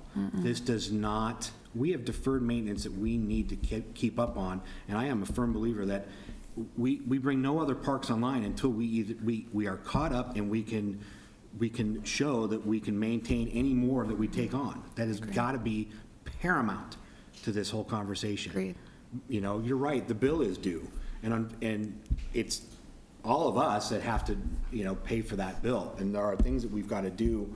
I'm glad that we put the sunset in. That makes me feel better, but there are still a greater piece here that we've got to be able to address, because it doesn't go away. Counselor. Yeah, thank you, Mr. Mayor. I just wanted to address the bill is due. You know, this is one, deferred maintenance. There's actually, you know, if you're counting the work that needs to be done as the bill that's due, okay, that's one thing. But we don't have the money to pay for it. And so what we're doing is we're going and taking other people's money, just as Councilor Hensley had said, and saying, you must pay for this bill that we created. We aren't paying our own bill. This isn't existing. We did that 3 months ago when we passed the budget. So that's not fiscal responsibility. I want to make sure people understand what fiscal responsibility. This includes building new parks, which is going to raise the amount of maintenance fees that are due in the future. That's not fiscal responsibility. So I don't want there to be a mischaracterization of what fiscal responsibility is here when we're creating new bills and we're paying for things that we cannot currently afford with other people's money. Again, not fiscal responsibility. And disagree with you. I understand that, but, and you're right, we did just pass a budget. You're totally correct on that. And we know that our revenue, we're hamstrung on how to generate revenue to be able to pay those bills. You know, and so I mean, I hear that fundamentally, and I get that. You know, all of government is run on taxpayer dollars, and we need to be responsible for it. And I think that we're not when we keep adding on to the maintenance woes. Counselor. With all due respect to Rick for writing the language and Counselor Parker for amending the motion, but the sunset's just it's worth what it's written on. It can be undone in this process just like this. So it doesn't make me feel any more comfortable to have a sunset provision because it's not concrete. But it's still 5 years. I don't understand what you mean. What does that mean? He felt better that there's a sunset in it. It's going to automatically go away. And nothing's automatic in government, so Well, right, just the saying. next council decides, right. I feel like we've been kicking this can down the road for so many years. We finally have momentum. We have an exceptional senior planner who's given us like 20 years, knows the ins and outs. We have a Parks District or Parks Board, Advisory Board that showed up, has given 20 years of his life to the board, and we just, we're ready to do this. Let's pull the trigger and do this. I mean, Canby is ready. With our growth and with the demographics changing, with the pressure on us to, it's just time to do it. So can we call for the I was vote? gonna say, can we call for the question, please? Okay. Fine. Okay. Question has been called. So the motion is then on the table and been seconded, ordinance 1466, amending the Canby Municipal Code by adding a new chapter 3.35, quote-unquote, park maintenance program and requiring payment of a park maintenance fee, second reading on September 16th, and as amended. Do I need to articulate the amended piece? Okay, great. And I'm going to call for a roll call vote, please. No. Will you turn on your mic, Kim? Thanks. Yep. It's a group effort here. Yeah. Counselor Smith? No. Counselor Parker? Yes. Counselor Hensley? No. Counselor Dale? No. Counselor Height? Aye. Counselor Spoon? Yes. Mayor Hodson? I'm a yes.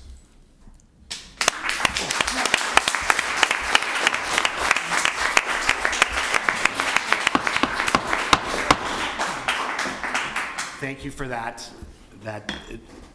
And must keep decorum, please. Thank you. We are going to take a 5-minute bio break and stretch our legs. If you are leaving and not coming back, please go out the side door here because I believe the sliding doors are locked. So we will reconvene in 5 minutes, please.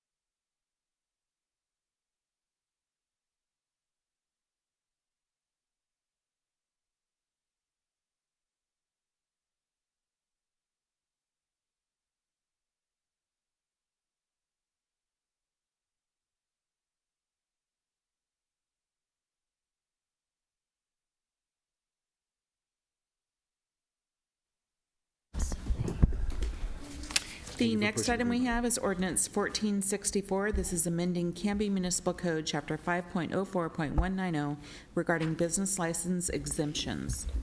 Thank you. Mr. Robinson. Yes, this is back to you for your second reading and adoption. The change that we made in this section was that we added an exemption for taxi companies and vehicles for hire transportation services.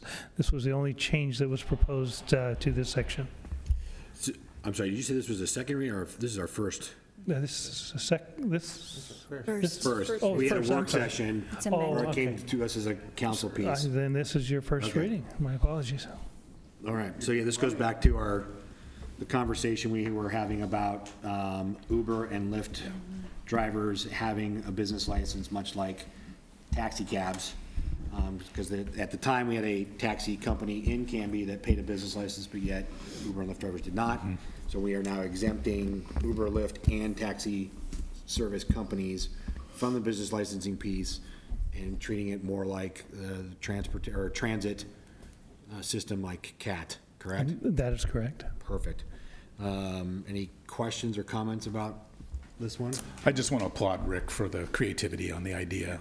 Nationwide, this is, and Councilor Parker's really been exposed to this is a really, really thorny issue, and I just think it's a great solution for Canby to just take the matter off the board, and we'll just treat them all equally and exempt them. Perfect. It's a good idea. I agree. I agree. Good, well All done. right, I'll take a motion. I move that we pass ordinance 1464, amending Canby Municipal Code, Chapter 5.04.190, regarding business license exemptions. Thank you. Second. Go ahead, sir. Motion's been made by Counselor Height and seconded by Counselor Spoon to approve ordinance 1464, amending Canby Municipal Code, Chapter 5.04.190, regarding business license exemptions. All those in favor? Aye. Anyone opposed? That carries 6-0. The next item we have is ordinance 1465. This is amending Canby Municipal Code, Chapter 9.48.050A, regarding noise variance exceptions. Now, I know this is the first reading, so. As you know, over the last several years, we have expanded the scope of the programming that we sponsor through our city staff services. What we have encountered this year, really for the first time, is a circumstance in which the noise ordinance in place would affect an activity that we have scheduled. In this case, it's our street dance, which we had proposed to move from 5 o'clock to 10 o'clock, back to 6 to 11 to make it more accessible for people within the community. We're proposing that we amend this section of the city code to add a new section 13 exemption, which reads as follows: sounds created from city-sanctioned events in the downtown commercial zone. Okay. Yes. Any further comments or questions on this piece? It sounds a little bit like we're giving ourselves permission to break our own rules, but it's the right thing to do, and the beauty of it is it's city sanctioned. This body has decided to have the event and hold it, and that's just part of the package. So, And the other part, it is in the commercial zone, so we're not competing with housing and residences. it's a good way to go. And we also, months and months ahead of time, are communicating with all the downtown businesses about the event, and so they're fully aware of the schedule and timing of these events that we're now sponsoring. Great. Thank you. Motion, please. Mr. Mayor, I move that we adopt ordinance approve at this stage, ordinance number 1465, amending Canby Municipal Code, Chapter 9.48.050, Parent A, regarding noise variance exceptions. And I'll second that. Motion's been made by Counselor Hensley and seconded by Counselor Parker to approve ordinance 1465, amending Canby Municipal Code, Chapter 9.48.050, Parent A, regarding noise variance exceptions. All those in favor? Aye. Aye. Anyone opposed? Carries 6-0. C, we've already dealt with. Moving into new business. Request from Canby Area Park and Recreation District for non-opposition letter to reduced district size. So we had a work session with Canby Area Park and Rec District, and their desire is to shrink their current district, which pretty much mirrors that of the school district, down to just city boundaries. They are asking that we, Rick, they want an actual letter, or are they stating that we don't oppose it, or they just want us to stay out? They would like a letter saying that we don't oppose it. I do have a recommendation relative to this particular matter, and it's influenced by the action that you took earlier. And you apparently have a person here that wishes to speak on this. Do you want to finish your, or? The recommendation that I have is that we do draft a letter to Clackamas County, but that our letter indicate that the city council is moving forward on a different path, the first phase of which is the implementation of a park maintenance fee, and that the city council will be working with the city park committee to explore options for city park and recreation services in the public. And at this juncture, the council is not comfortable issuing a letter speaking to any aspect of the Canby Area Parks and Recreation District, because it might in fact be in conflict with actions that the city council is contemplating. Yeah. I would be in favor of a much stronger letter that says we have our own plan. You want to turn your microphone on, please? I'd be in favor of a letter that says we oppose them shrinking that district to the size of our city because we have our own plans for our own park district in the future. I would be for a stronger letter as well, and Rick's is fine, I suppose. I wouldn't oppose his language, but I, being firsthand very familiar with the woes of this board and its failed plans, I would not want anything, yeah, I would not oppose, as I worded it. I don't know who wants another governing body doing our parks when we're obviously so very interested in our own community parks. We wouldn't want another layer of government telling Canby what to do with their parks. So I would like stronger language saying we're doing our own thing, but if the board likes Rick's language, I'm fine with it. Yeah. Councilor Barger, before you pontificate, Mr. Hale, did you want to address this real quick? Sure. Thanks. Yeah. You might have verbiage that might sway one of us, I think.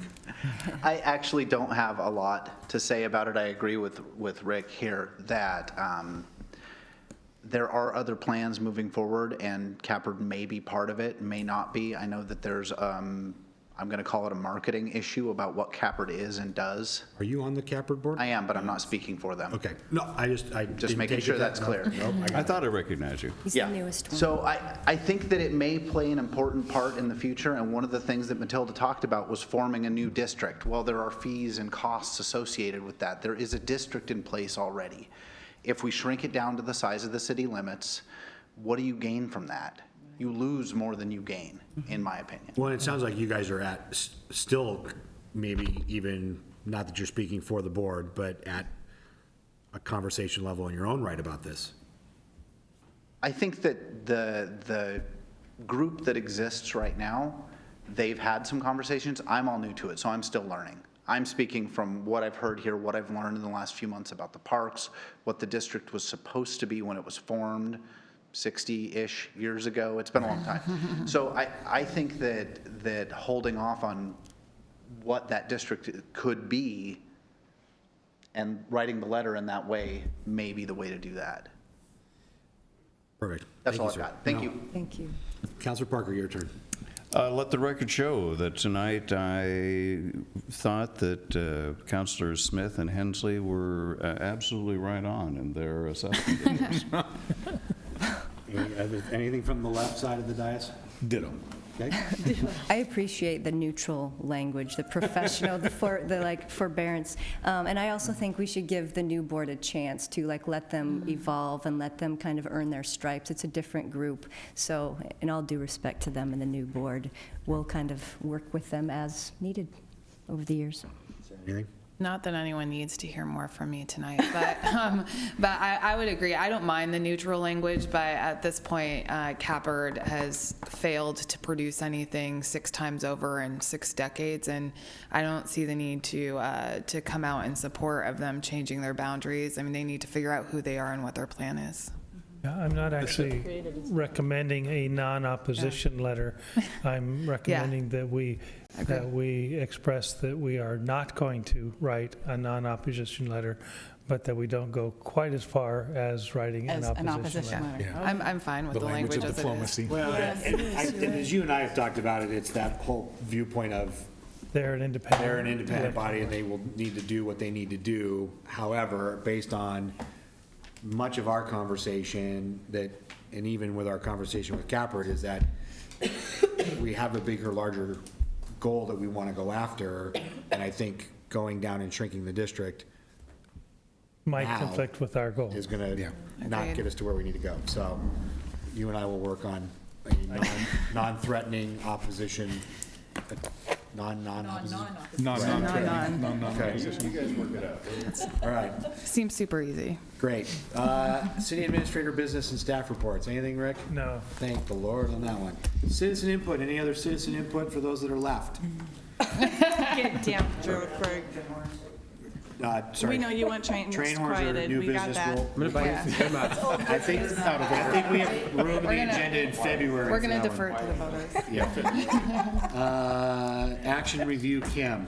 You have approved the consent agenda, and you've approved ordinances 1464, 1465, and 1466 to come up for second reading on September 6, 2017. Perfect. Joe, exec session.